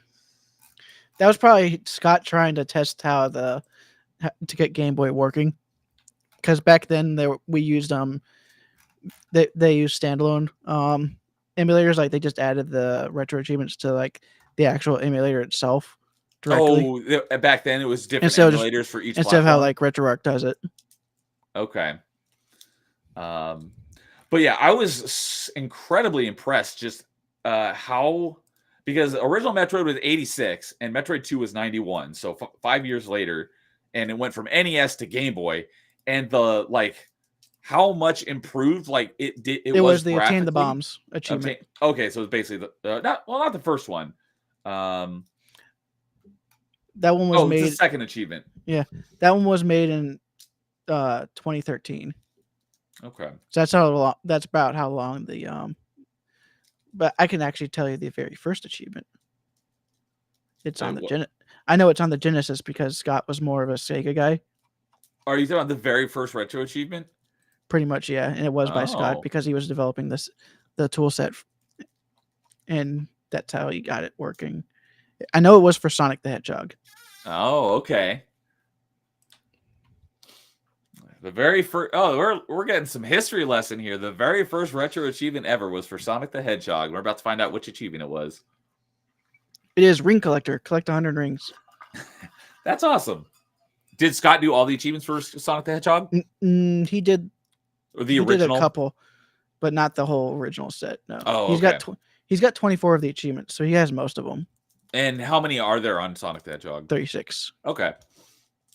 So, but anyways, yeah, I was impressed by how much improved Metroid 2 looks over original Metroid. Being a Game Boy game coming from a console of NES, I was like, wow, this is like an amazing step up. Which on our very first episode of Top 5, Jason's number 1 Metroidvania is Metroid 2, and I hadn't played. It's a good game. Metroid it's just 2. I don't think it's that good. It's good for a Game Boy game though. Yeah. So coming from the original Metroid, I was blown away by the how much they improvement did on just everything, the graphics, how it plays, the not the mechanics, but you actually have a save system, you can get health. They just improved on everything. I was really impressed. I really enjoyed Metroid 2 a lot. I would still say play AM2R. I said I haven't played Samus Returns because I don't have a 3DS, but of the two versions of Metroid 2 I played, the original and AM2R, I would say AM2R, but I still really enjoyed Metroid 2 a lot. And I started it on the 9th and I beat it on the 11th. So I played through it pretty quick. It's a pretty short game. I wasn't even trying, and I got the achievement for beating it under 5 hours. So the only achievement I don't have for Metroid 2 is beat the game in under 3 hours, which I could probably do if I was actually trying for it, which I will probably do. I don't know when, but I will probably go back and get the achievement for beating it under 3 hours, because I was going for 100% item completion. So that definitely took some more time. So, but yeah. Are you definitely going to go back for that one? Yeah, I'll definitely do it at some point and get the mastery for Metroid 2. I don't know when, but I will definitely do it at some point. But yeah, I really enjoyed Metroid 2 a lot. And now what I'm not sure about is if I hadn't just played the original Metroid, if I would have liked it as much, because it definitely helped having played Metroid, which I was not a fan of, coming to Metroid 2, and it was just so much better in every way. If I had just played Metroid 2 without having played Metroid 1 first, I'm sure I still would have liked it, but I probably wouldn't have liked it as much as I did. But yeah, I got 100% items, and beat the game in under 9 hours and beat the game in under 5 hours. I wasn't even really trying. I think my time was, I'd have to go back and check, because that's the stream where I did the last half of Metroid 2 on Metroidvania Monday, because I put Super Metroid on pause for a week, and I did that on stream. and I think my final time was like 4 hours and 35 minutes. But yeah, overall it was really easy. But then there was this like crazy difficulty spike for the final boss of the game, was like super hard. I probably died like 20 times. But the entire rest of the game was like super easy. But and having played AM2R recently, I played it sometime late last year after I started Metroidvania Monday. I recognized a lot of it, so I like, hey, I recognize this from when I played AM2R. So that was kind of cool as well. But yeah, played Metroid 2, and yeah, I just have one achievement left, which I do plan to go back and get at some point. I just don't know when. But I really liked Metroid 2 a lot. So I'm trying to find your in-game time on the leaderboard. oh, you know what? I've got it pulled up right here. Let me go to any file? Is that leaderboard? In-game time. Yeah, there's speedrun, no pause or no death. I definitely didn't do that. Protect the creatures, take no damage. It must be the first 4 one. hours and 5 minutes. 4 hours and 5 minutes. Oh, okay, it was faster than I thought. Is that the one that's any file loading okay? Yes. Okay, I was like, what the heck does that I mean? think the other 3 are like challenges. Like the first one is speed run, no pause, and no death. Yeah, okay. I was like, what the heck does that mean? So yeah, 4 hours, 5 minutes, and I'm 447th on that leaderboard. And I'm not on there because I think I don't think I made that achievement, that leaderboard. Or maybe maybe I created it broken, and so because of that they revert. No wait, it was created on 2018. So I think I made this achievement list before leaderboards were a thing. That was gonna be my guess. I was like, I'm assuming that leaderboard just didn't exist yet. Yep. So out of the 4,134 people who have played it, there are 783 people who have beaten it on hardcore, 1,097 total. So I was 447 out of essentially a little over 1,000 people. So And just such another bad. the first person on the leaderboard is beaten in an hour and 10 minutes. That does not surprise me. People love speedrunning Metroid games. But yeah, so pretty standard. The achievement set is basically, get all of the items and an achievement for each item that you get, and an achievement for getting all of the items. And let's see, ice beam, reaching 50 missiles, 150, 250. Yeah, each of the items that you get, and beating the game. So yeah, very straightforward. There's 25 achievements. I have 24 of them. And yeah, I'll probably go back and get the mastery at some point. I just don't know when. But yeah, I really liked it. So that is it for Metroid and Metroid 2. So what do you got next? I think I'll go with the only game I haven't been playing on stream. The only game that I don't been playing off stream completely, and that will be a continuation from last month, and that will be Dynasty Warriors 5. I see every once in a while. I see that you got an achievement here, achievement there. Yeah, and it's just because I have finished getting every character, going through every character story, and getting every character's best weapon. Now I'm going through everyone's story mode on chaos mode, and let's just say I do not like this game's chaos mode. And what does chaos mode entail? Well, it's not just. It's also you take a lot more damage. Enemies take less damage, and there's very limited amount of healing items on the map. By the way, usually on the last level of a character's story mode, you can die in 4 hits. Oh, ouch! And there's a lot of enemies. It's not as refined as something like Dark Souls.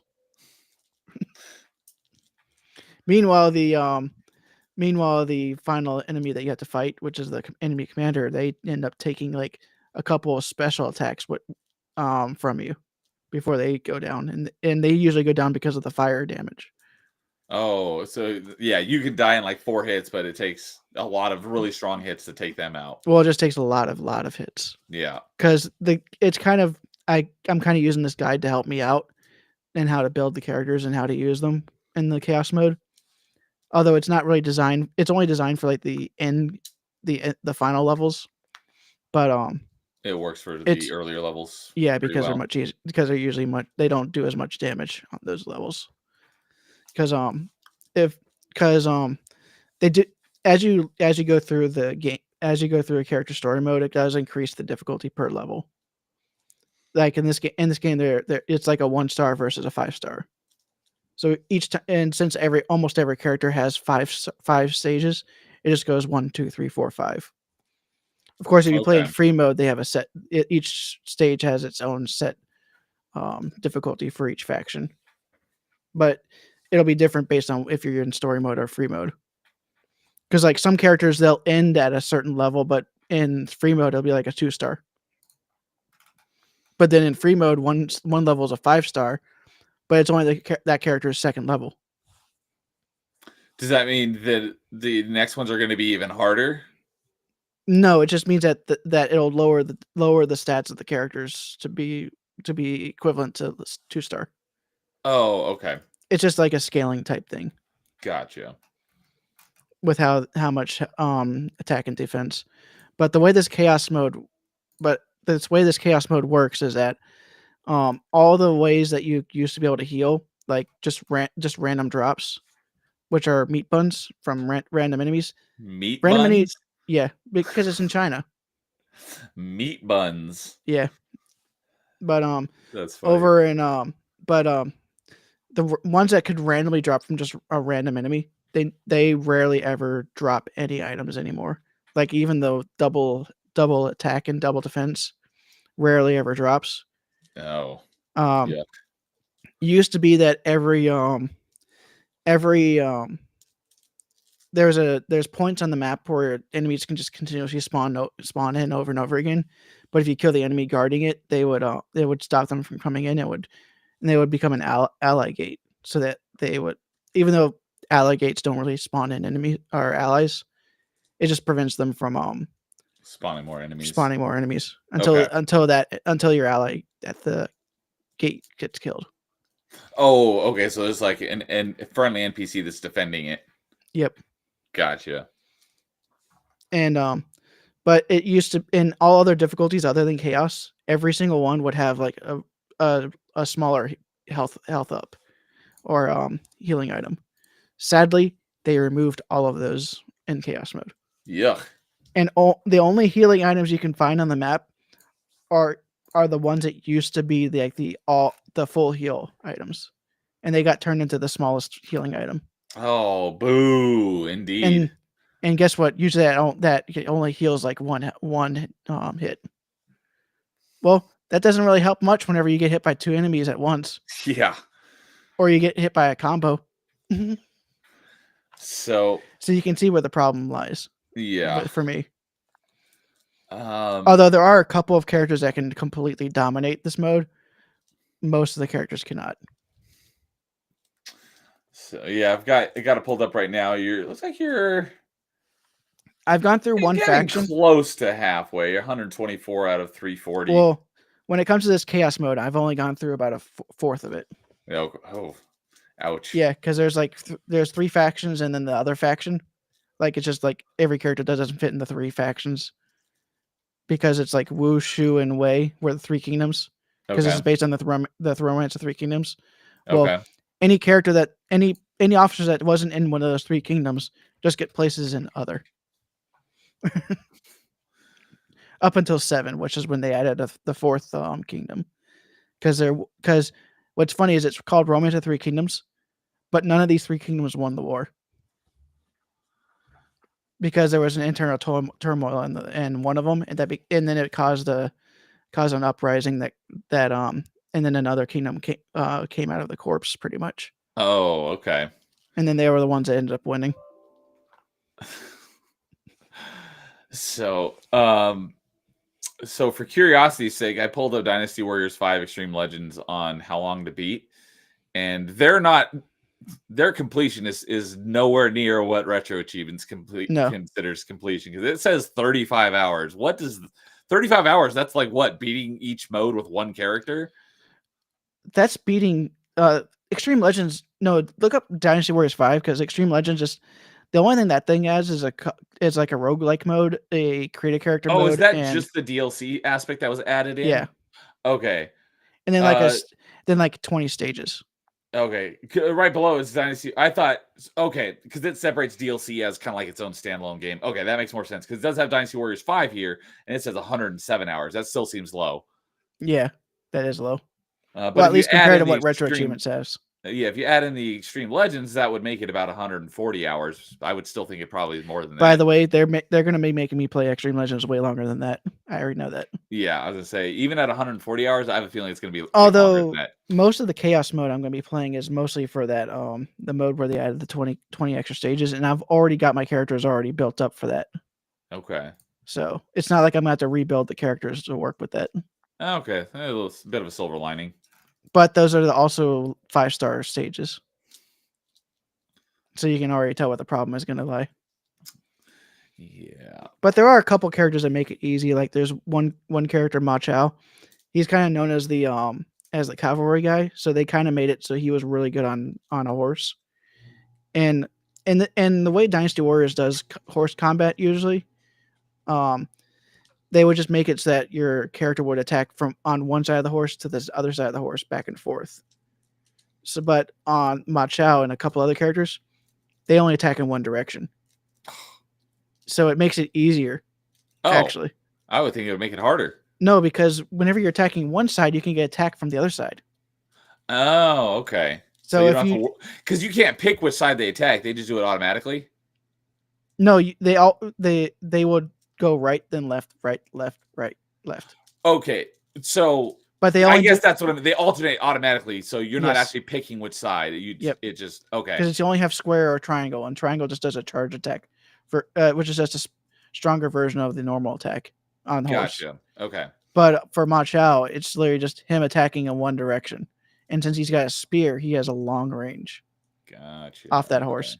So pretty much you just give him the horse that you can't get knocked off of, and just give him every item that increases his mounted attack and attack, and you just and they can just do nothing. Nice. Because you can instantly fill up your special meter, which is called Muso in this game. Okay. And anytime you use that attack, the Muso attack, it literally makes you invincible while you're using it. Is it like it does work screen on a clearing horse attack? Well, in some game, for some characters it is, but it's usually just a string of attacks until you let go of the button or you run out of meter. Oh, okay. So it's different for each character. Gotcha. Yes. So, hey, Amon Ra's here saying, And that's something they can. "What's That's up, something they Amon Ra? continued Good to up see ya." until recently as well. At least until Dynasty Warriors 8. I can't remember what they did in 9, but 9 was just so terrible. So, off topic, but something I just noticed on your Retro Achievement page. 3 of your top 6 masteries are all ones that you've done pretty recently: Twilight Princess, Sunshine, and Wind Waker. It's probably because of how many achievements are in the game. It is.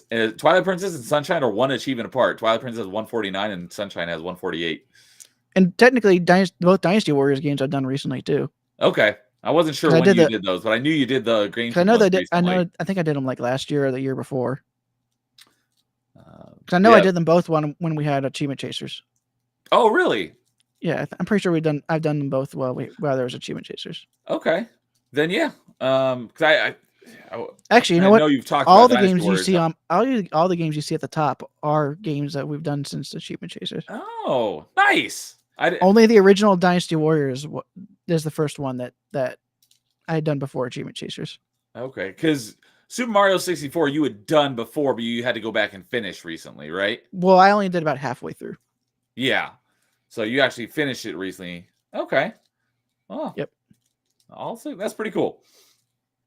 So, just something I noticed. I think what I'm going to do with Dynasty Warriors 5, though, is I'm not going to just keep banging my head against the wall for this one like I did for 3 and 4.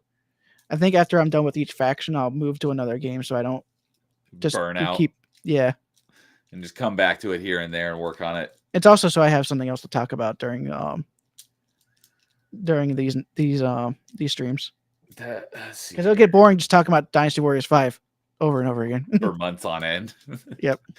I had a similar, not because of a burnout, but just because of how long it took. That was kind of like me for, much easier with that game I talked about a while ago, a little to the left, because you had to do like you had to do the daily challenge for 100 days. So it's just something to work on here, a little bit here and a little bit there. So and the Sudoku one, which I guess I'll go into that then if unless there's anything else you want to say about Dynasty Warriors.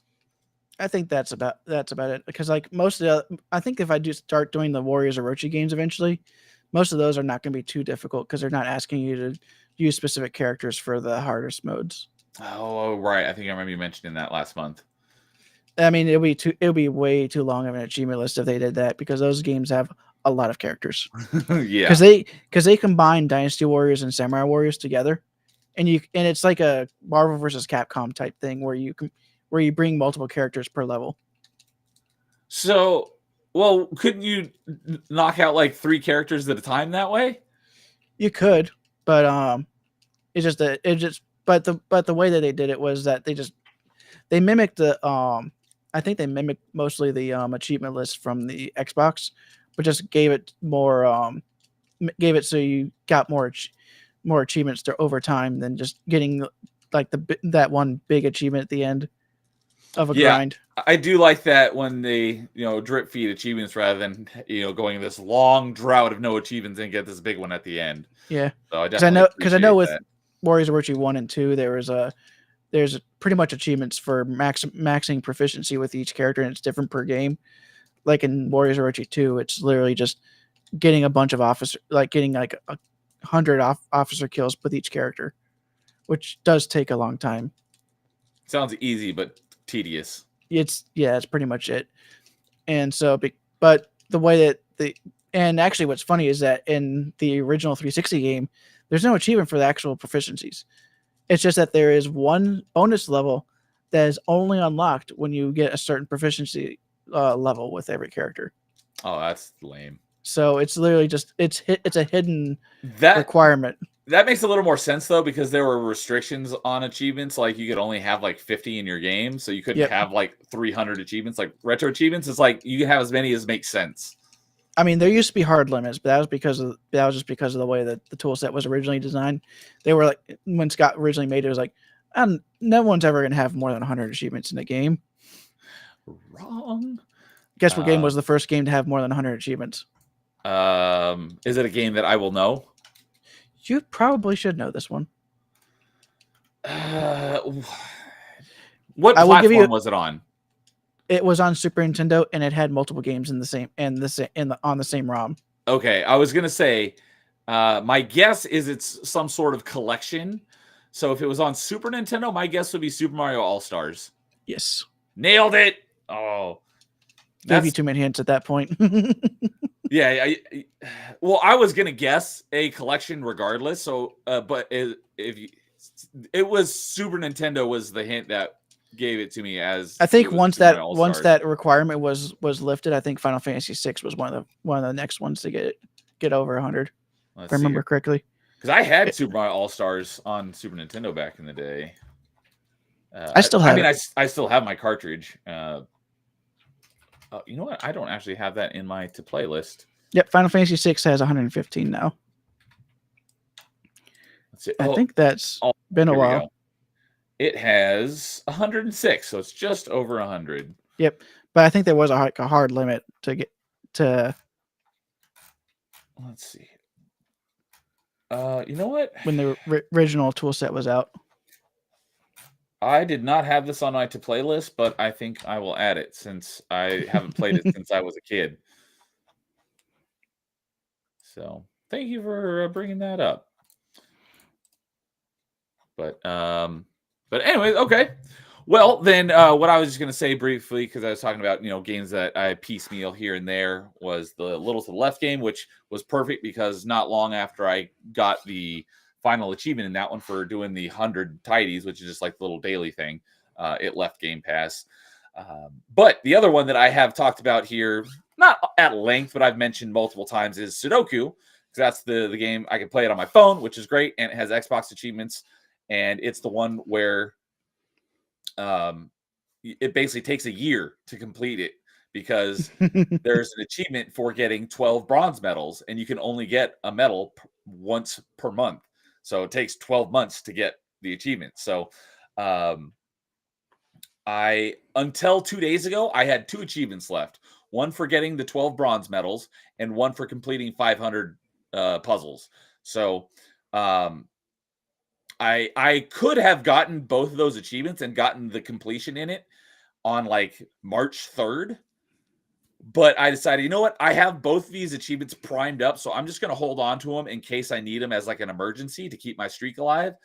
And because of how long top 5 went on Tuesday, it was a new record for longest top 5. It was like 5 hours and 20 minutes talking about our favorite Switch games. It was a lot of fun. We got I was in the chat and then I was like, wait, I need to go to bed. yeah. It was. I didn't realize until after we were done, but because I was thinking that the longest top 5 was like 5.5 hours. That was actually my longest open mic. The longest top 5 was 5 hours and 11 minutes, and top 5 this week with Switch games was 5 hours and 20 minutes. So we beat it by about 10 minutes. But it was getting pretty late, and I'm like, I still had like an hour. Or not even. I think I had like I think we ended around like 11:15 my time. So I had like 45 minutes left to get an achievement for the day. And I'm like, I don't think I have any other quick games loaded up that I could get an achievement really quick. So I went ahead and I got the 12th bronze medal achievement because I just needed to do one more daily challenge because I had like in order to get the bronze medal, you have to get 3,000 points in the daily challenges each month. And then for like silver is like 9,000. I think gold is 15. Like diamond is like 25,000, and there's 3 challenges each day, and depending on the difficulty you'll get more coins, but I had already preloaded it essentially, and I had 2,700 and I needed 3,000, so all I needed was 300, which is basically one daily challenge.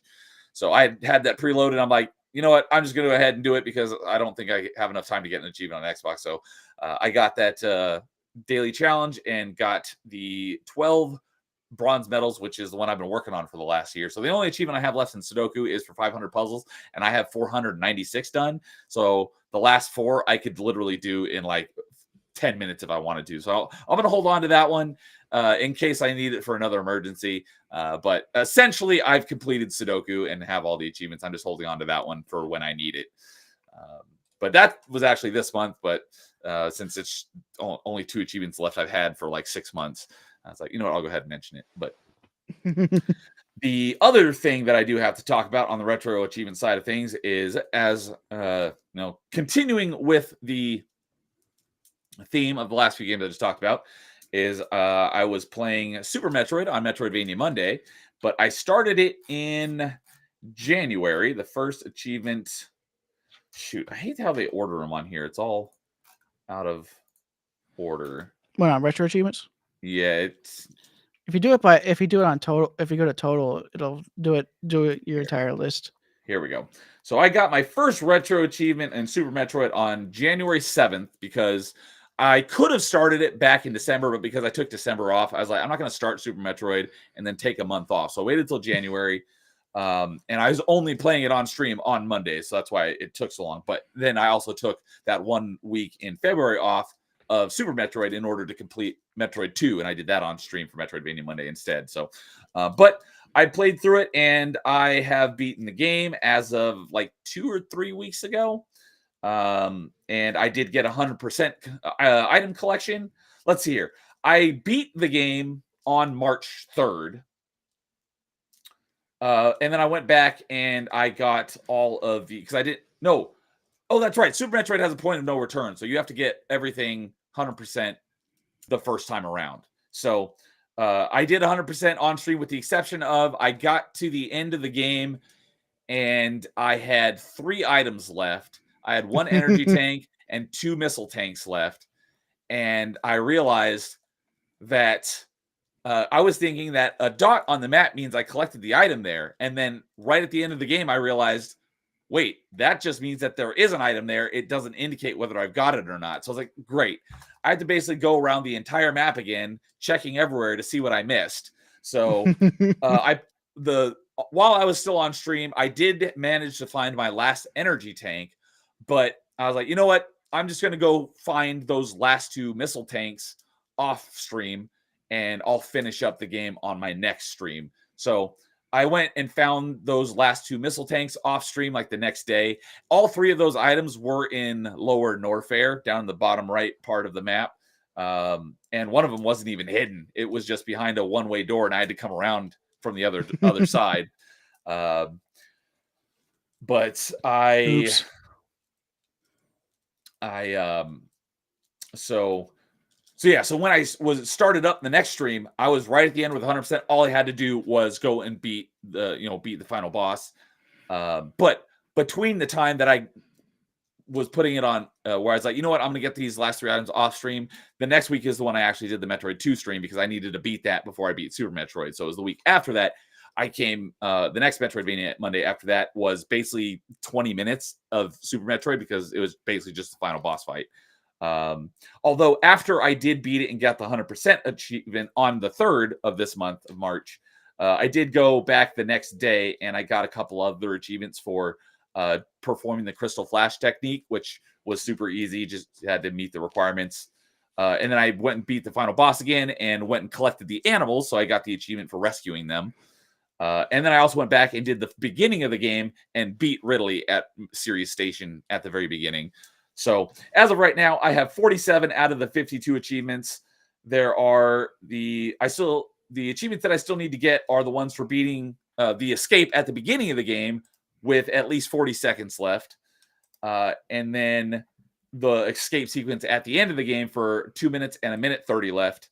And then beating the game in under 3 hours and completing the game with only 3 energy tanks and no reserve tanks. So I don't think I'll probably be doing those ones. The 3-hour one is easy.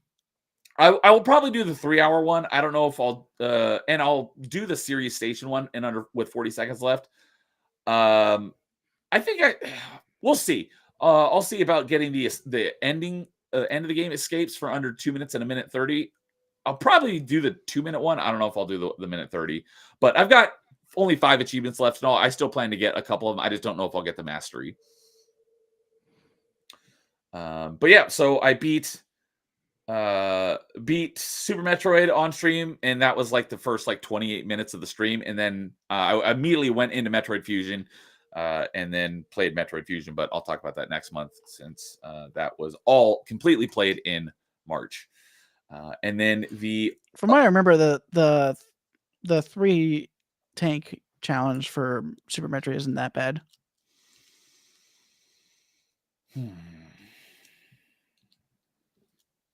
I will consider it. The hardest part is definitely Mother Brain because of that mandatory hit you have to take. Well, if it's mandatory, then you pretty much can't take hits. You can't take too many hits before that point. And you know which one I'm talking about. Whenever she hits you with the big beam. Yeah, it's scripted. Yeah, but it's scripted to take a certain amount of energy health away from you. If you don't have enough, it'll kill you? Yes. I did not know that. That's the hardest part about the entire run, if I remember correctly. Oh, I thought, it doesn't matter as long as you're alive. It's scripted to take, put you down to 1 health or whatever. So I did not know that she can actually kill you if your health is too low. But yeah, anyways, Super Metroid, like Metroid 2, it's all pretty straightforward. There's an achievement for collecting each item, an achievement for beating each boss, an achievement for collecting all the items, a couple of speedrun achievements, an item for getting 100%, and then there's an achievement for each of the special techniques, which I didn't know were in the game, but they're super easy. They're just kind of hidden. So but yeah, finished that up and went into Metroid Fusion, and I'll talk about that next month. But the one other game I have to talk about is, kind of like we were talking about a minute ago, I've been piecemealing, I've been playing here and there, is I started playing my favorite platformer, not action platformers, but just strictly platformer from the Super Nintendo era. Not Mario, not Sonic. My platformer of choice was Donkey Kong. So I started playing Donkey Kong Country, which... I was going to ask you, because you wrote some of the achievements. There are a total of 71 achievements, and 13 of them are yours. Do you remember which ones yours were? What was that again? Which achievements in Donkey Kong Country were the ones that you wrote? Because there's 13 out of the 71 are yours. It was mostly the beating. It was mostly it was mostly beating and getting the completion, and I think the only other achievements were beating each boss without getting hit. But I mean, that's like instead of allowing yourself to get hit once, you just don't get hit any. Yeah. Yeah, I've gotten all of those. I think so Because I far. think Dissection was the one that first created the set, and it was he had some of Okay. the he had some of the very basic ones, but I was like the one that had the 100% completion and the Okay, so he wrote it and then you added on to his set? yes. Gotcha. So, but I've been piecemeal. My last achievement on here was, let's see here. When was the last time I even got an achievement in Donkey Kong? I mean, I ended up doing the newer achievements. I actually ended up doing a run on stream a while ago. Yeah, I In remember between that. Devil May Cries. Yeah. So it's I'm been probably like gonna be doing another game on stream after Ninja Gaiden Sigma just to as a detox. palate cleanser for you. So yeah, it's been about 3 weeks since I've even gotten an achievement in Donkey Kong Country. My last one was on February 21st, but I started it on February 12th. So I've got 40% of the achievements right now. But yeah, I started playing Donkey Kong Country, and I am. I think I'm. Let's see here. The last world I beat was, which is, where is it?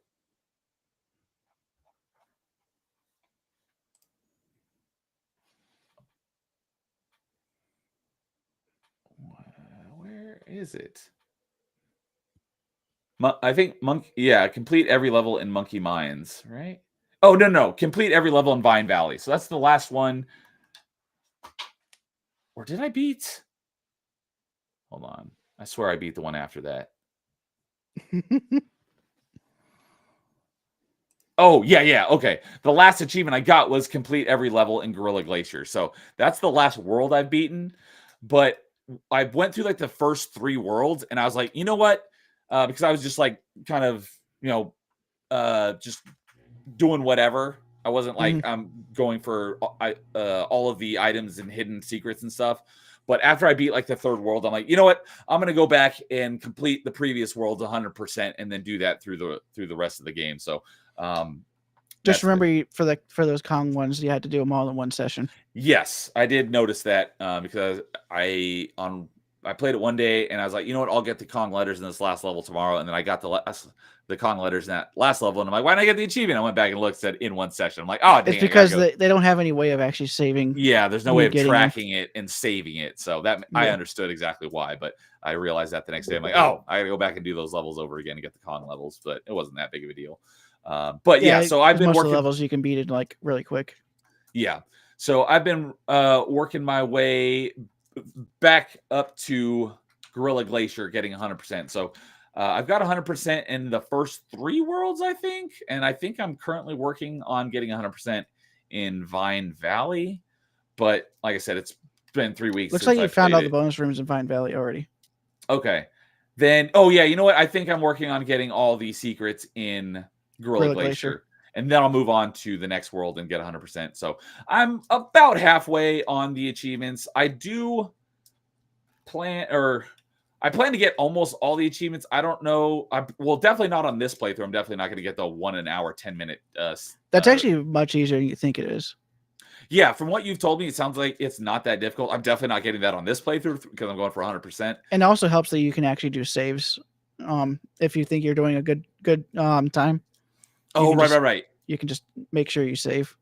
Yeah. So I very well may go for the mastery while I'm playing it, but we'll see once I get closer. But I should get almost everything on this 100% playthrough with basically just these the speed run achievement. So I should get almost everything. You got to remember the worst example of a speedrun achievement was that Metroid Prime 2, and they did add some time for that because they were trying to gauge. So I'm slowly making my way through that. The reason why I haven't played it in 3 weeks is because I'm focused. Like I said, for a while, I'm focusing mostly on Xbox in order to recover my completion percentage back to the point where it was, so that I can start all my new games, and then I'll be able to spread my focus across, Steam, Retro Achievements, and Xbox. So that's why I haven't really put much time in it in a while. But I'm also going to be doing Donkey Kong Country 2 and 3 as well. But how long it's going to take to get through all 3 of them, it could be a while. But yeah, going back to my childhood, because those were my favorite platformers. Obviously, my favorite like Super Nintendo games were the Mega Man X games, which are platforms, but they're action platformers. Whereas this is like a solely a platformer. So that's kind of the distinction where I make, where they're two different genres essentially of a platformer. But yeah, I love the Donkey Kong Country games. So, the ones that I think I might have the most difficulty with is the bonus rooms and getting the token requirements. Those look like they're going to be really difficult. Do you remember doing those? Were those a pain? Don't remember them being that much of a pain. Because like you get 750 tokens in Ramby's room, 750 in On Guard's, 800, and a couple of them they were a pain, but most of them were easy. 800 in just Espressos. try and get 375 before you go for the doubler, because the super statue, because the super statue doubles what you have in your inventory at that time. Okay, and then Winky is 850, and I was like, the most I've gotten is like 400. Like, how the heck am I supposed to get double that? And after a couple times, like I noticed. Well, I noticed like the first time there was rooms that had like an X2 or X3 in them. I didn't get what it was, but then I was like, wait a minute, is it just because I ended up in those rooms like early on in the level, and I was like, wait a minute, does it double whatever you currently have? If so, that would definitely make getting these achievements.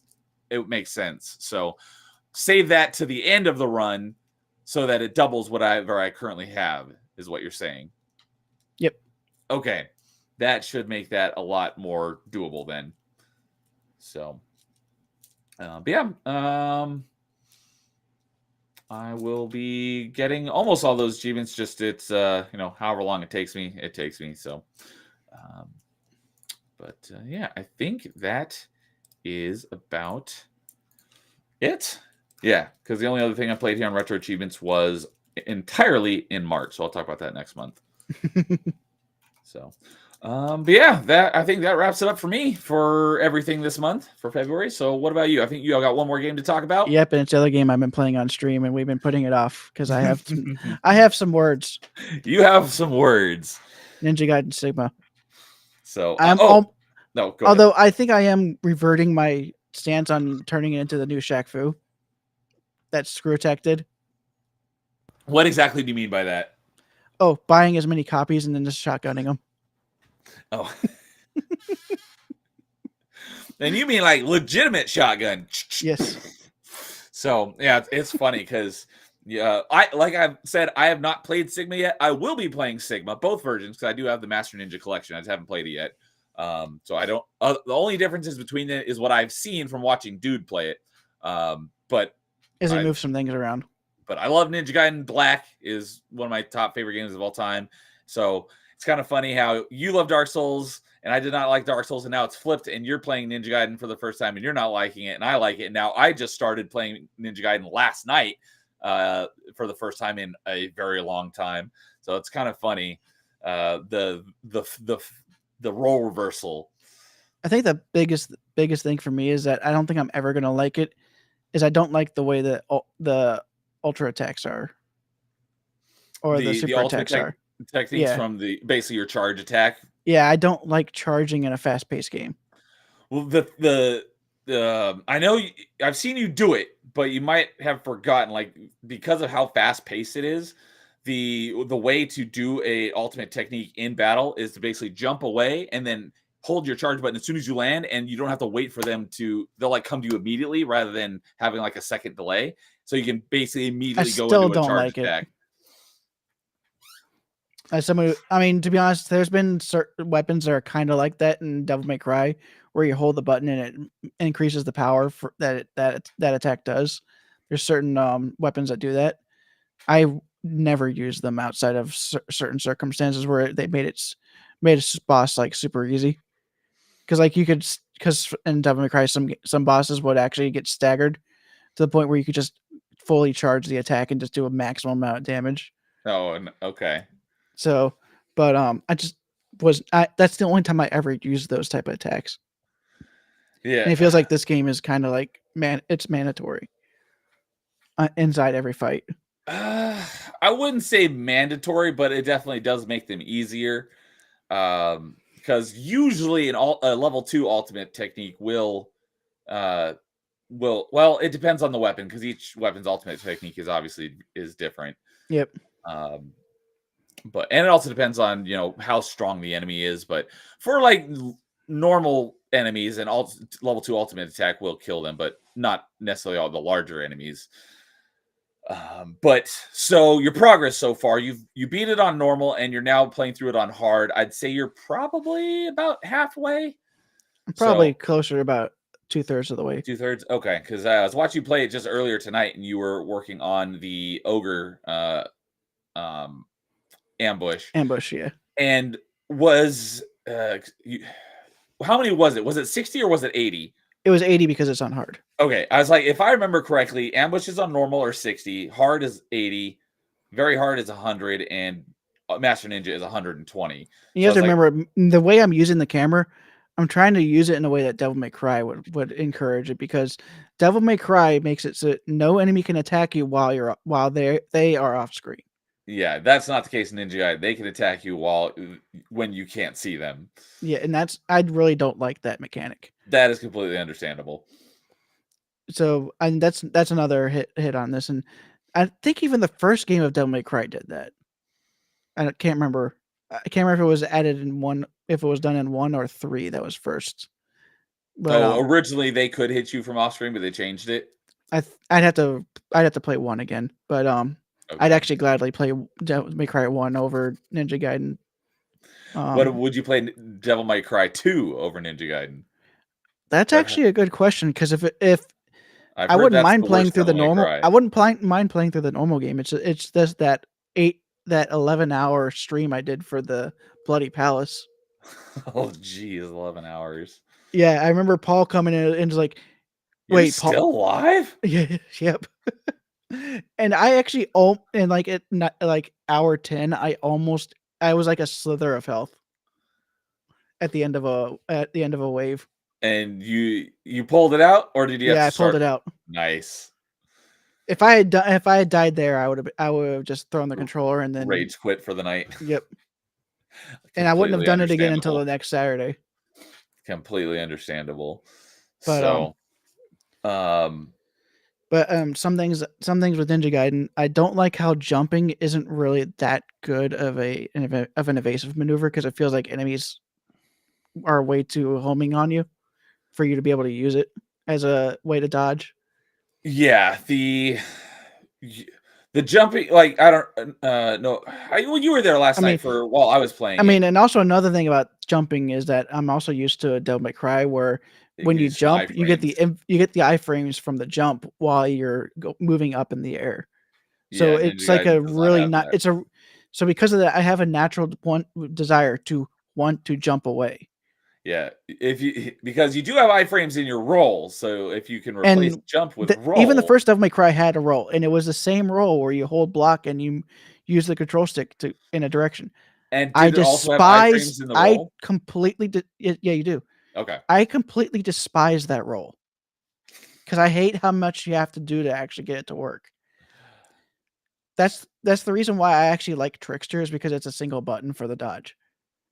And that's for Devil May Cry 3. Oh, I was like, Trickster, what does that mean? There's in Devil May Cry 3 they added styles for Dante.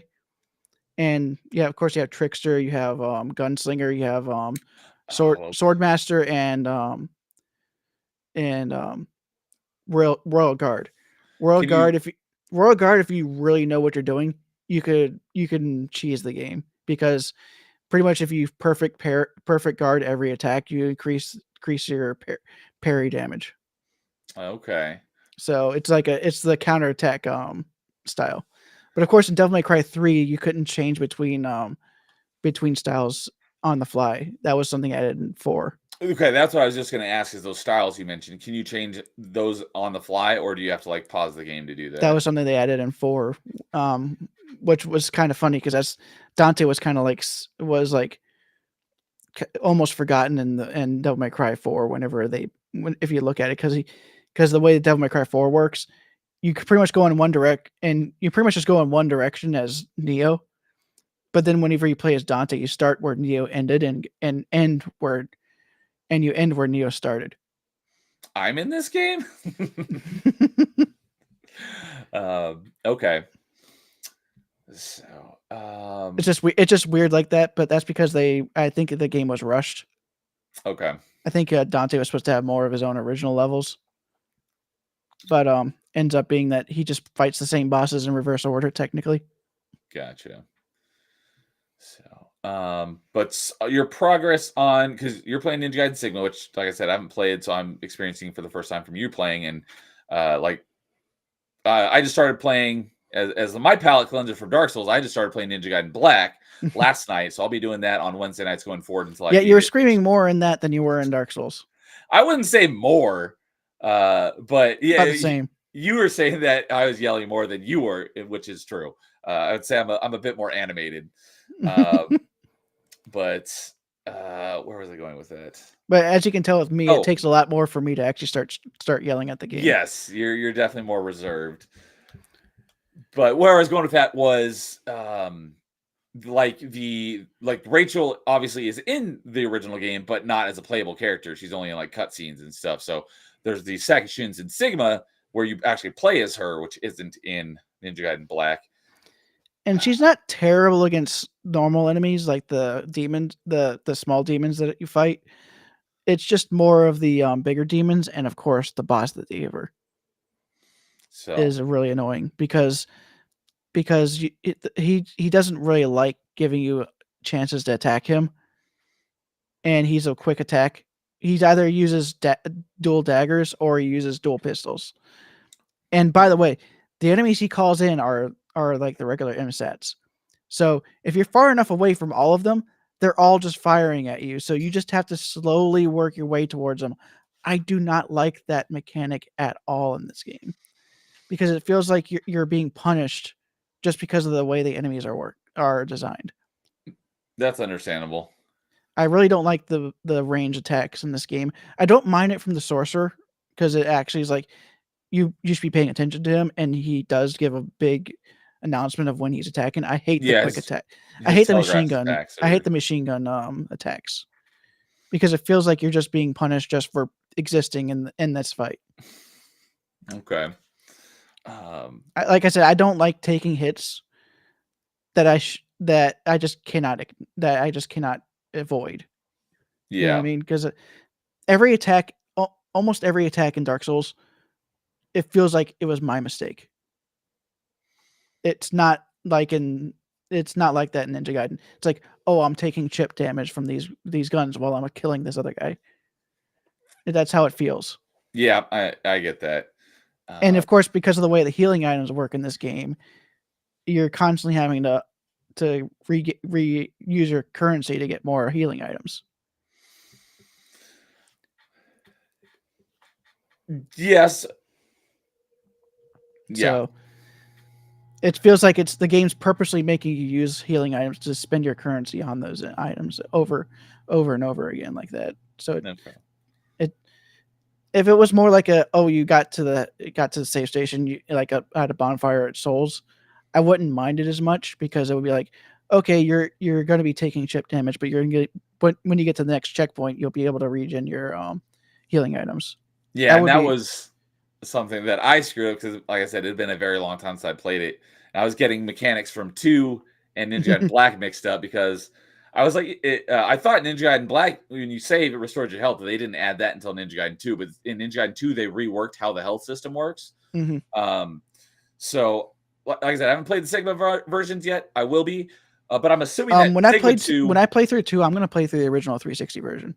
Okay, are you going to because do it is Sigma 2 backwards as well? It is backwards compatible. Yes, it is. I might eventually play Sigma and Black, but I might give myself some time on that. Okay.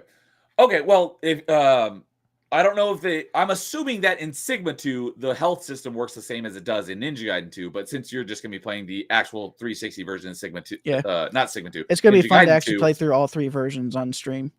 Probably. Yes. So since you're going to be playing the original Ninja Gaiden 2, the 360 version, when you play it, how the health system works in that is as you fight, you take damage, your health will go down, obviously, but the right half of your health bar will fill up red. And at the end of a fight, your health will automatically refill up to where that red bar is. So the more health damage you take in the fight, the less health you'll get back at the end. But then if you use a healing item, it'll, depending on whether it's a small or a big healing item, you'll get either a small amount or a big amount of that health bar back. But every save station will also refill you to full health, but it only does it once. So you can use it, go and do a fight, and if you do really good in that fight without losing much health, you can come back and you can save again, but it won't restore your health until you get to the next save station. Yeah. I was thinking that Ninja Gaiden Black refills your health at the save station as well, but it does not. And how can you say this is your favorite game when you're getting mechanics mixed up? It's been a long time since I've played it. It's probably been it's been easily been over 10 years since I last played Ninja Come on, Gaiden at least Black. with Metroid Prime, I actually try to play it every year. I've got too much stuff to play, but I'm playing it again now. Well, then again, whenever I can beat it in the afternoon, it's not that big of a deal. Yeah. I've actually beaten Metroid Prime without a memory card in the GameCube. Yeah, I remember you telling me that. That's funny. I could have done that because when I did my final speed run on Metroid Prime 1 for the 3.5 hour achievement, I did it all in one go. Gotcha. But the other thing I was getting mixed up on the mechanics is I was thinking at the end of each stage, it gives you the option to save in Ninja Gaiden Black, but no, it does not. You can only save a save station. In Ninja Gaiden 2, it gives you the option to save at the end of each level, so you don't actually have to go into the next level and find a save statue in order to save. So luckily for most of the levels, it's like really close to where you start. It's usually pretty close to the beginning, but not always. But it's still kind of annoying that it actually exists. Yeah. So it's going to make the getting master ranks kind of a pain in the butt. But yeah, on Sigma, I've never played as Rachel, so I have no idea how she plays. So she has a very short role, technically. That's what it looks like from what I saw. It's more of a dance, and it's not that great. The biggest positive that she has is because of her normal X combo. She's already in the air at the end of it because she kicks an enemy in the air and then grabs them and then throws them down with the X. Yeah, that's a great attack. So because of that, you can instantly go into a charge mode when you drop. Oh, nice. So it's something I need to remember to do, but it's not something I usually need to remember. But her one boss fight is just a pain in the butt because it's not well designed. Yeah, I don't even know what boss that is since I haven't played it. So, but you don't have to spoil it for me because I'll be playing Sigma. It is a character that's in the original game. I would assume so. I just the guy in the guy in the trench coat. Oh, you spoiled it, Scamov. I did not know that he was a boss fight because he dies in a cutscene. He just exists. That's all he does in the game, and for story wise. At least according to Ryu. According to Ryu, he just exists. Yeah. But the other thing I was going to say is since I started playing it last night, and I think I'm in chapter 6. I saved right after the beginning of chapter 6, which is right after you save. I think I can't remember if that's how far I got in the first night that I did my hard mode. Okay. It's right after you beat the Hydrecubus and you get to enter the monastery. So I saved right outside the monastery, so that's where I finished off last night. But anyways, you see when I'm moving around, I roll jump, roll jump, roll jump, roll jump to stay as mobile as possible. And another benefit of that is that every time you hit the ground and you can roll in any direction. And then so chaining that together helps you kind of go whichever direction you want pretty quickly. Yeah. And also gives the opportunity. The thing is, though, I'm not thinking about jumping in combat because of the fact that so many enemies could seem to hit you out of the air. Yeah, that's true. But so just because of that, I'm thinking just more rolling. Well, and the other thing that's great about, thank you for mentioning that, is that if you just roll, there's this long pause in between rolls. Whereas if you roll and jump, you can immediately chain the two together and there's no break in between time. That's it's just more that I'm just so used to getting hit out of the air that I'm just like, nah, I'm not doing any more of that. So, because that like 1 second. The only time I like being in the air is when I'm using the Azuna drop. The Azuna drop is freaking awesome. And will kill any enemy you can use Azuna drop. You can kill in one hit, with the exception of your doppelganger. He'll take probably 3 or 4 or 5 of them. Yep.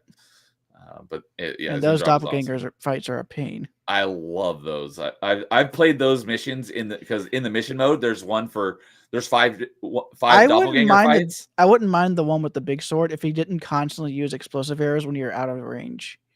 because of the way the I mechanics, forgot about that. because of the mechanics of the way the explosive arrows work. Sometimes when you block them, you just don't have to deal with anything. Sometimes when you block them, It but other times staggers when you you. block them, no, it not staggers you. It actually it hits at your feet and it hits you.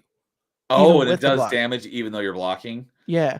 Oh, that sucks. So because of that, it's like even if I dodge, sometimes he'll hit me in the middle of the dodge, and other times it's better to just keep holding the block button and just dodging afterwards. Mm. So But it's not consistent. If it was more consistent, I wouldn't be as critical about it, but it's just the consistency is the problem for me. okay. And Yeah, of course, another big problem I have, grabs. yes, I had forgotten about that until I was playing it last night. Specifically, those police guys with the little shields on their arm. Mhm. Those guys. Too many enemies have a grab attack, and they don't have enough of an animation for There's you to literally be able. none. Yeah, Like I was in the middle of a combo, he's blocking every single one of my attacks. Then before I can even reset and do anything, he immediately grabs me and does one of those attacks. So I mean, you yes, know those cat demons have a grab attack where they pounce on you and then do that twirl attack on you. around your neck. Yeah. Yeah, I've had one of those attack me like that, and then as soon as before I even have a chance to even do anything else, another one hits me with the exact same move and kills Yeah. me because of that. So I had no way to actually do anything. Like 99% of the time in a Souls game, if you're in that situation, it's because you weren't paying attention. Yeah. Like No, you were I trying to rush through and get to the next bonfire too quickly. Something like that. So you had like 5 enemies following you. yeah. No, I definitely can't fault you for that. I get it. That was aggravating me last night as well. The like instant grab, even though like I'm in the middle of a combo and it like they don't get staggered or anything. They immediately grab me out of the combo. It's like Yeah. that is bull crap. And a lot of the bigger enemies, they just have such big attacks and long grabs that it's really a pain in the butt to fight them because they're even difficult to stagger. Mm-hmm.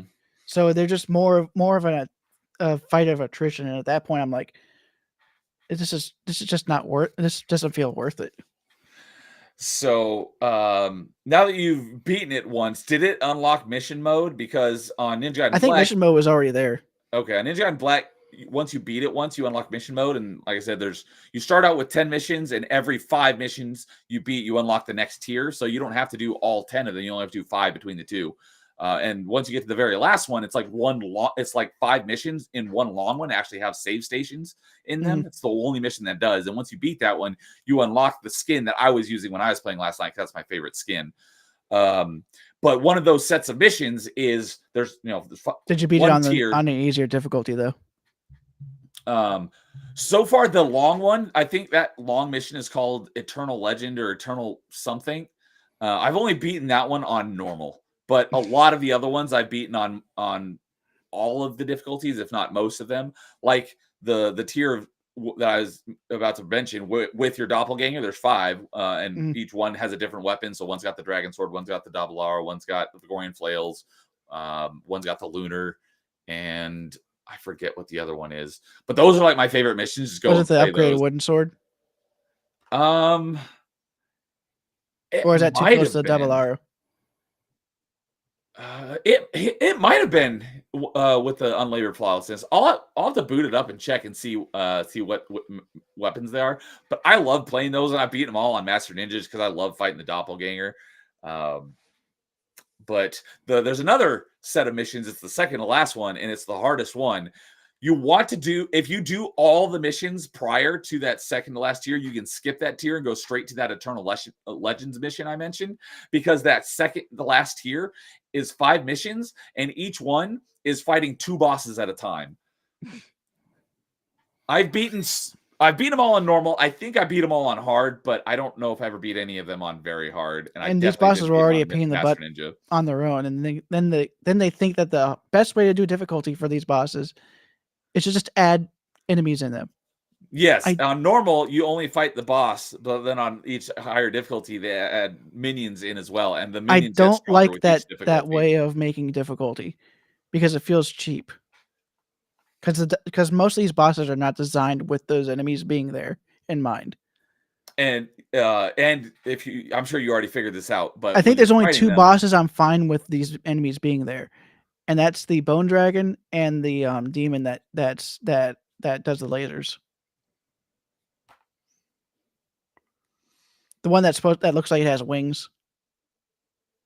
They just attack its feet until its head goes. oh, you're talking about the basically the second to last boss, the No, first form, after you have the cutscene in the field of flowers and you're no, like floating around on the rocks. not that one. No, It's in the it's at the end of the aqueducts. the end of the aqueducts is like the zombie dragon. Is that the one you're Yeah, talking that about? one. Yeah. Oh, okay. I actually don't mind that boss fight as much. I just have a problem with one of his attacks, the one where he uses his wings, because of him pulling his wings in actually is a hitbox. He has 2 hitboxes on that attack. I don't like that first hitbox because it's too fast, Okay. in my opinion. Gotcha. So it makes it feel like you can only hit him a couple of times just because of that one attack. But Yeah. every other attack, it's like it's telegraphed enough so you could do a full combo and be able to run away from it. Gotcha. Okay, I see what you mean. So, At least with but the dragon sword. yeah.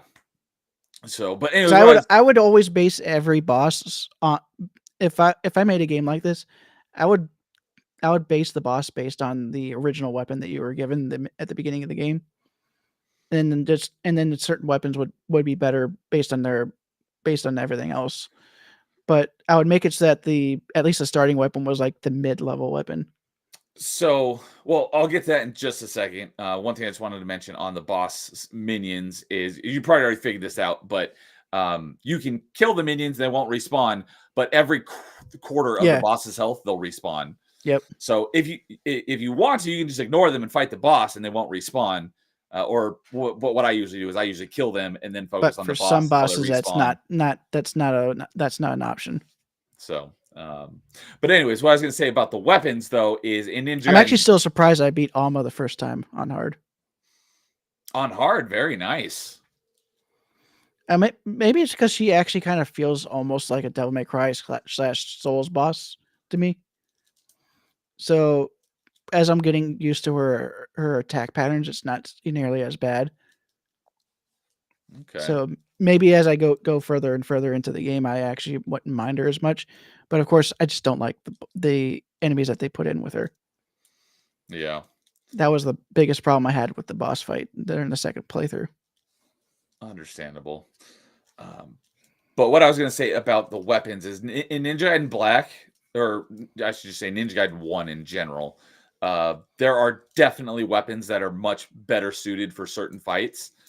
And if you don't have them, it's like you might as well just not bother if it's an option. Yeah, I know the double R makes Doku an easy boss. And like the ogre fight you were doing earlier tonight, definitely would use the double R for that. One thing about that I was noticing is I mentioned it in your chat, but it makes, if you can beat them without breaking their mask, it makes them a lot easier. Because when you break their mask, they go into like a rage mode and they have they regain health and they go crazy with their attacks. What I do when I'm doing the double R and I'm fighting those guys is instead of, because if you just do the like XXX attack, which I think is what you were doing, one of the attacks is an overhead attack, which can break their masks. But if you start off with a forward X attack, he does like a stab forward and then goes into it, so you get an extra hit on him. I was able to do it with the way I was doing it. So yeah, just a little tip that you can get a little bit more damage in with a little less chance of breaking their mask. I even beat it without using the talisman. Nice. But I used all the rest of my health volumes. But in Ninja Gaiden 2, the weapons are a lot better balanced. Where they're pretty much all feasible at almost all times.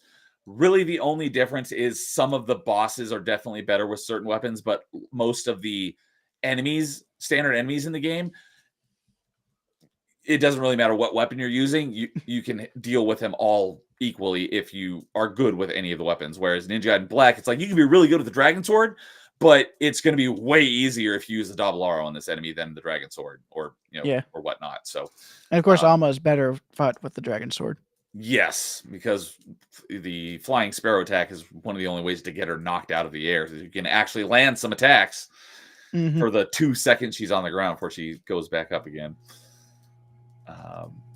But anyways, you're currently a good way through hard. The other thing I was going to mention earlier on the jumping is not only is chaining them together make it better to get around, but jumping off of people's heads and then running up walls and then doing a backflip and then coming down is, you probably saw me doing that a lot last night, is also usually a pretty good tactic.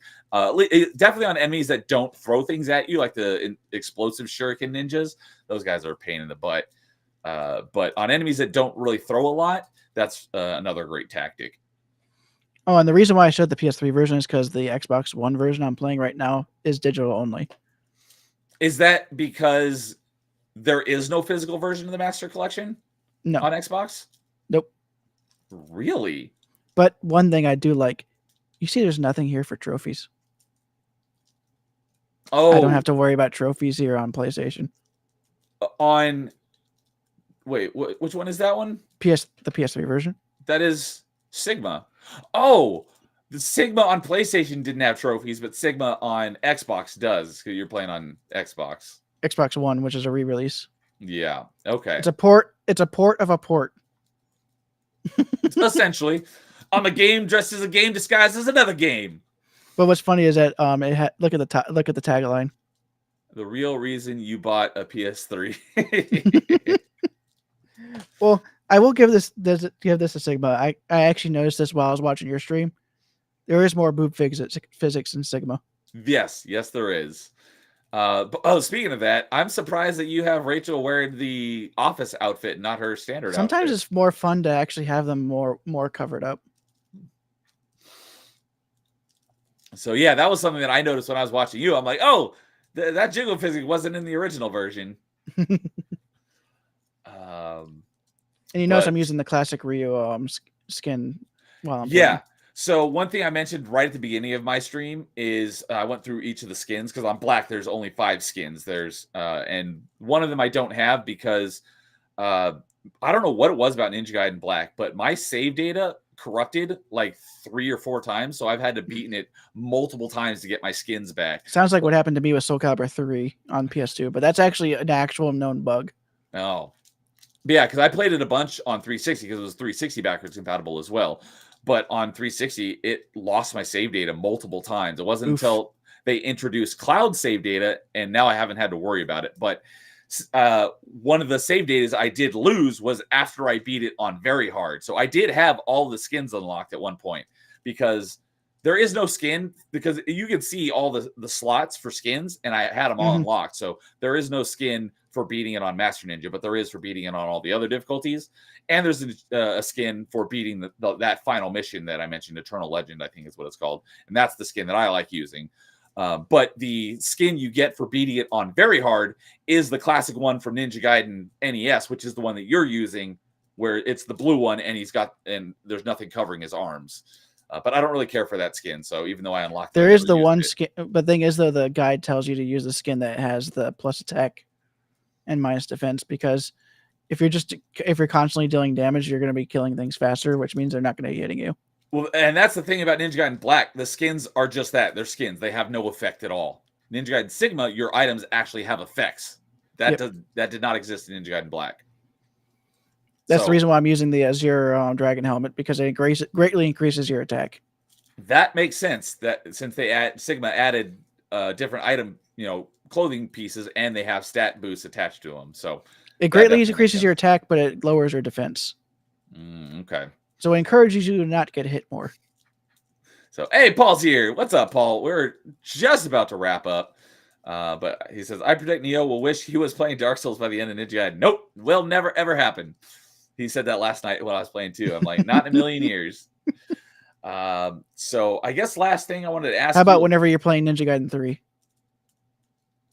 Oh, that is a good question. Well, between Ninja Gaiden 3, the original, not the Razor's Edge version, the original Ninja Gaiden 3 and Dark Souls. That is a good question. Would I rather play Dark Souls or the original Ninja Gaiden 3? And I don't mean the original Ninja Gaiden 3 on NES. I mean the 360 one. I actually have that in Ninja Gaiden on the NES. I have the entire trilogy on there. Okay, sweet.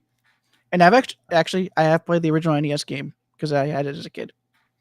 Never got too far because I never got the time to actually spend on it. But I did not own the cartridges or anything because obviously they were NES games and I never had an NES. But they did have a Super Nintendo collection that had all 3 on the same cartridge, which is considered the worst way to play them. Really? Why is that?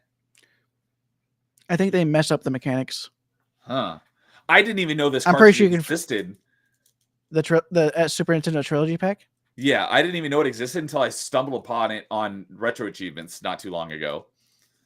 But it's actually really expensive though because it had a low print run. Oh, okay. But let me look at the price charting since I actually still have that. Okay, you look that up. But so I didn't own the cartridges, but I could play them because the original NES Ninja Gaiden 1, 2, and 3 were all inside of Ninja Gaiden. By the way, loose Ninja Gaiden trilogy for Super Nintendo is $180. Oh wow! Let's complete in box. $520. How? Well, you gotta remember, Super Nintendo was the cardboard boxes. Yeah. So most people threw those away. Yep. It's not like the disc games where most people actually kept them. Right. So, but yeah, all the classic NES Ninja Gaidens existed in Ninja Gaiden on Xbox. So, as you complete I think they were tied to rewards for golden. It is the most expensive Ninja Gaiden game. Okay. But with Ninja Gaiden 3 at $93 and the Game Boy game Ninja Gaiden Shadow being $85. That's another one I didn't know existed until I saw it on Retro Achievements not that long ago. But you unlock them in Ninja Gaiden. I don't remember if they're in black or just the original Ninja Gaiden on Xbox, but you could unlock them through Scarabs, and you could play them on the arcade machine in Han's Bar. So I unlocked them, but I never actually played them. That's pretty cool. Did you ever play the Yaiba game? I did not. I've heard it's not very good. I mean, it's pretty much it's pretty much Ninja Gaiden against zombies. Yes, from what I've heard, it looked cool, but it's not backwards compatible, and it's I don't even think it was released digitally. I think it was only physical only, so it'd be a hassle to track down these days. And I think I've already got it physically. Oh, you have it? Yes. Oh. I have like almost 1,000 360 games. I guess I shouldn't be surprised by that. But yeah, I would play it, but I'm probably not going to. You do still have a 360, right? Oh yeah, absolutely. Because I've got a bunch of non-backwards compatible games. So, but yeah, I just probably won't. But that may change. I'm probably gonna be stuck on this game for a while on stream. So, last couple things I wanted to ask you before we wrap up here is, what is your achievement count so far in Ninja Gaiden? Yeah, how many are there on the Sigma? Hold on, give me one moment. I need to refresh my what I was looking at. Ninja Gaiden I have 22 out of 51. Okay, so about halfway. Are you still planning on going for the completion? Yes, because right. I do not half-ass things.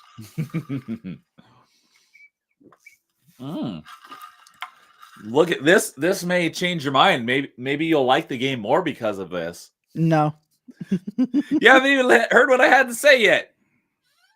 So I pulled it up on True Achievements here, and it is playable through cloud gaming, and it has touch control, so you can play it wwithout a controller.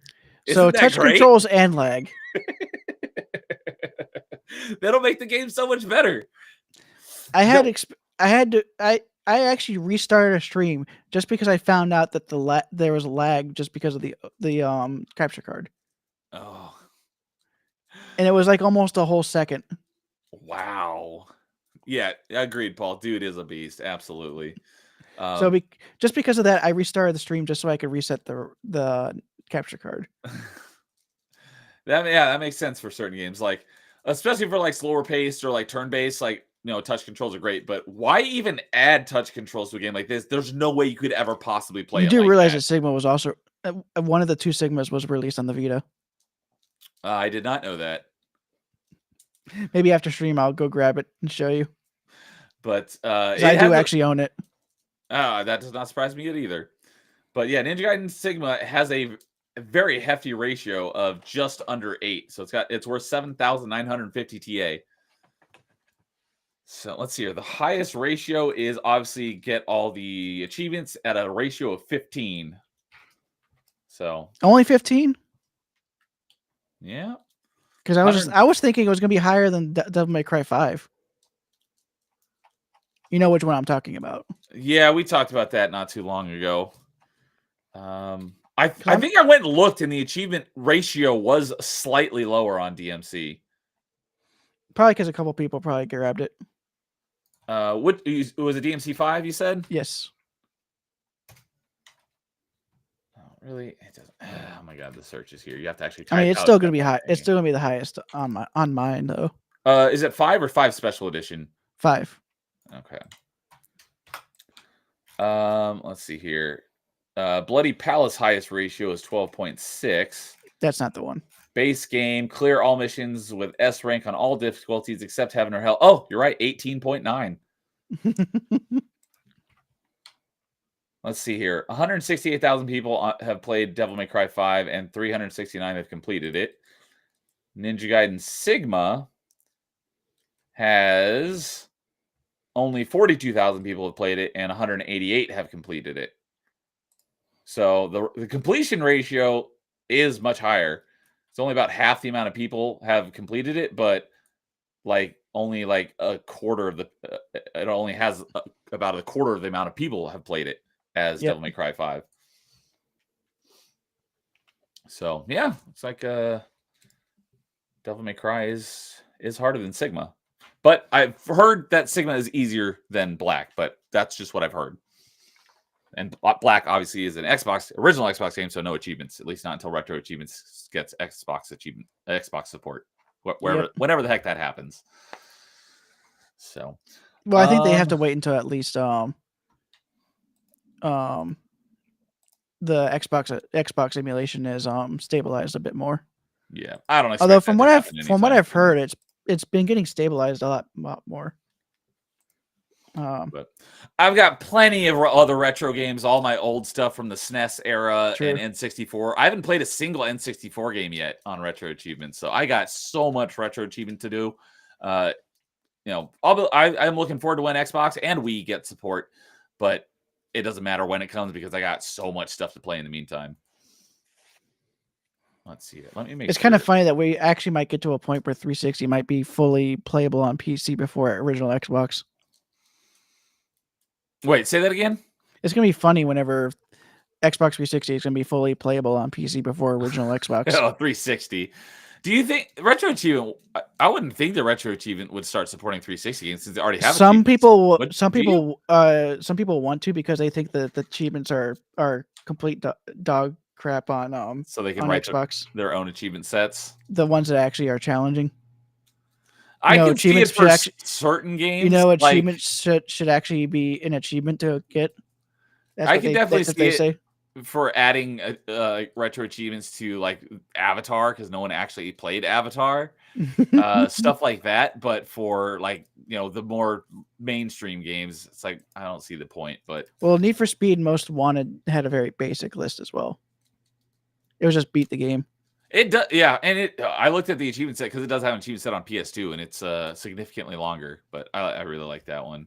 If they set an achievement, put an achievement set for it on GameCube, I'll definitely do that one because I love Most Wanted. That's my favorite Need for Speed game.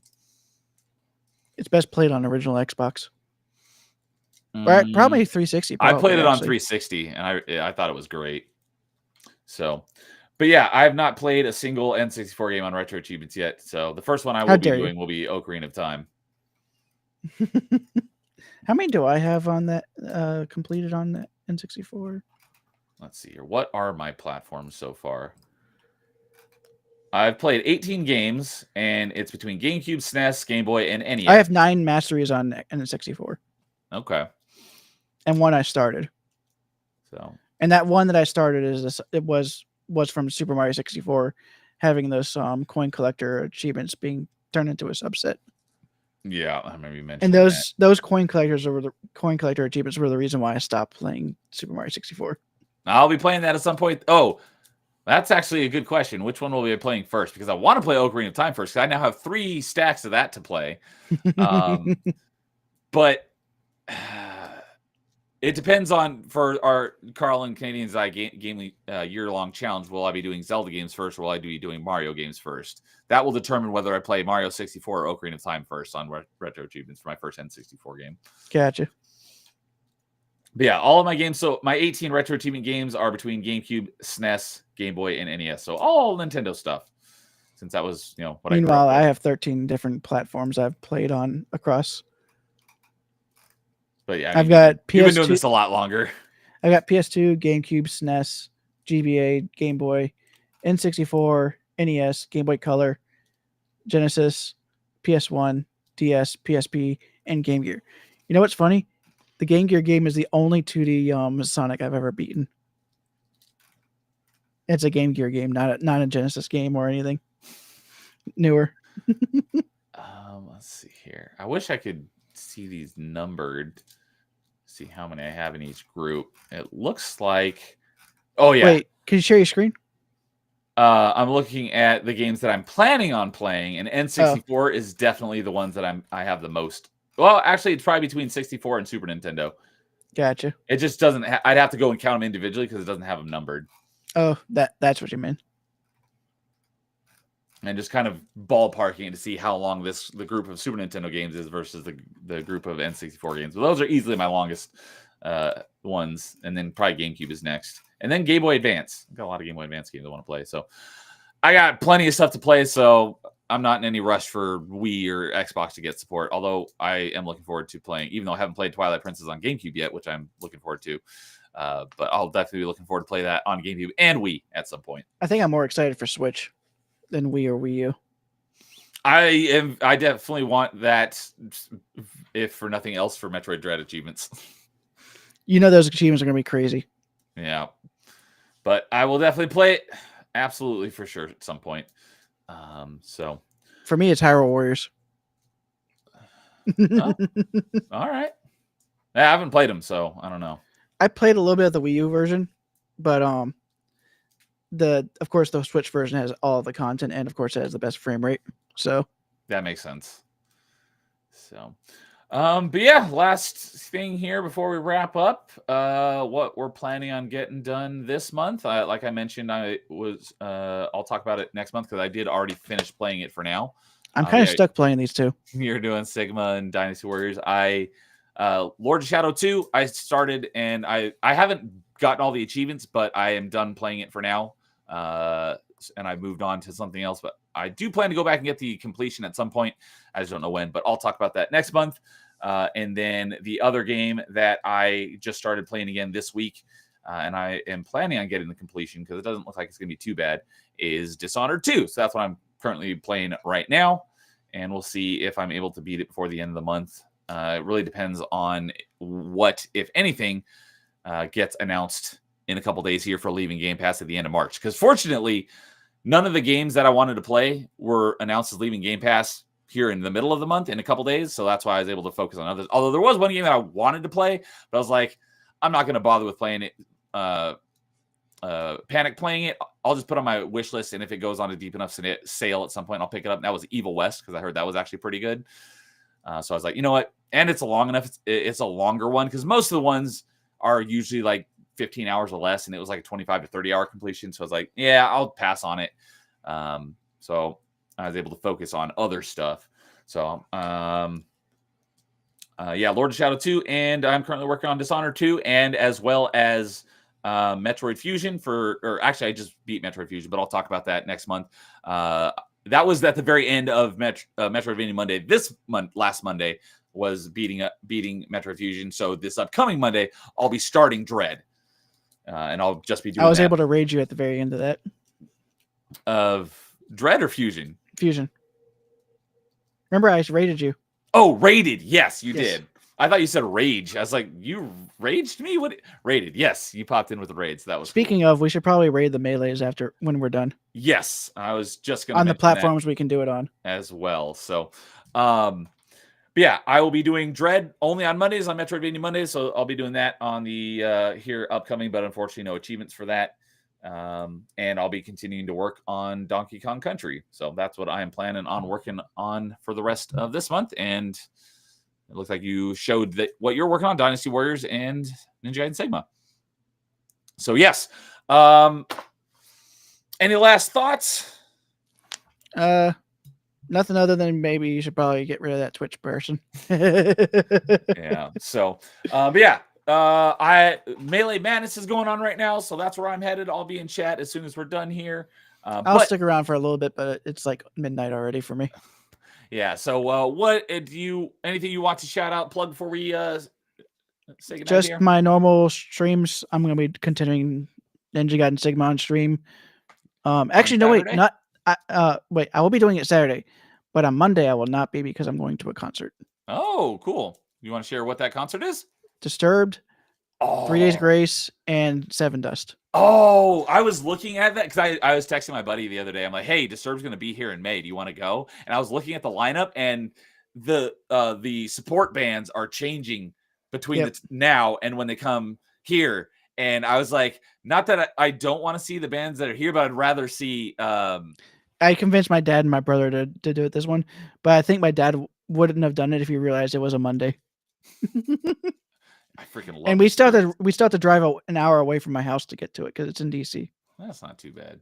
But yeah, I freaking love Disturbed. Well, thing is though, we're really used to being in the area that they would visit. Oh, because I used to live in the Norfolk area, so they would either go to Norfolk or Virginia Beach. So it was still the area of where we were. Okay. But okay. So if traffic wasn't too bad, it wasn't too bad of a drive. But it's just more of a. But also we were more used to that drive. I don't go into DC often. I don't go into that hive of scum and villainy. Scum and villainy, nice. That's awesome. I wish I could go because I freaking love Disturbed so much. I saw them. I want to say it was like 20. I've seen a few times. So I've seen it in a place called the Norva after the third album, and it was the Norva is a really small venue. Oh, it's one of those small venues. Sometimes those are the best. Super small venue, like standing room only, and it has 2 floors, but the second floor is really just railing. Yeah, I got a shirt when I went and saw him, so I'm sure it has the tour date on there. But I want to say it was like 2011, and it was awesome. I still have my concert shirt from the second concert I saw him. No, wait, the first concert I saw him at, which was after the second album. Okay. So it has the Believe symbol on it. Nice. And it's still in pretty good condition because when we bought it, it was way too big for me. But now it actually fits. Well, sweet. Hope you have a fun time. I'm hoping that I want to go see them when they're here in my area in May. So I may get to see them again. We'll see. But awesome. So as for myself, as mentioned, I'll be back here on Monday with Metroidvania Monday. We'll be starting Dread. And then Tuesday will be the next episode of Party Chat with Insidious Bliss as our co-host, as postponed from the last episode that got canceled due to bad weather. And I will be continuing Ninja Gaiden Black some more on Wednesday. And next Thursday, I will be having the next episode of Open Mic with Nightmare. So I've got a couple things on the agenda that I want to talk to him about because in various streams, he's like, oh, here's something we got to talk, because he'll mention something. I'll be like, oh, I love that game. He's like, oh, let's talk about it on Open Mic. You should talk about your favorite hentai game. I may have to ask him about that because I don't know anything about those games, but he loves gifting them to James. So, but I've got a couple of things to talk about with him because they're just in various chats. We're like, oh, we should talk about this on Open Mic. So I'm looking forward to chatting with him on Thursday.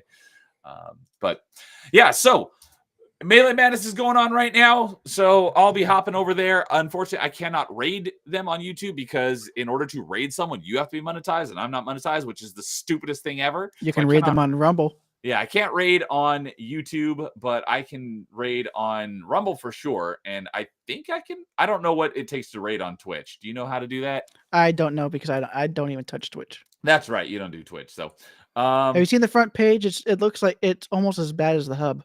The only thing I ever go to on Twitch is my own Twitch page. So I do not know. So, all right. So let's go ahead and you just need to paste the link in and say /raid, right? /raid and then space and then is it / or /? The one next to the right shift. Okay, /. Oh yeah. You hit / and it gives you. Yeah. a little pop-up. Sometimes it doesn't work the first time, but it'll work the second time. So, and just put the copy of the URL to their stream. Yep. All Copy right. the Rumble URL. Rating on Rumble, confirm raid. So, oh, it says error. Something went wrong. Just type it in again. Raid. So, like I said, sometimes it almost fails consistently the first time. Okay, yep, raid confirmed. There we go. So, all right, that'll be it for us tonight, everyone. You all have a good night. I will see you over in Melee Bandits chat. You have a good one. We will see you next month for another episode of Achievement Chasers or in one of the streams before then. So you have a good night, everyone. We'll see you later. Catch you next time. And as always, in the meantime, game on.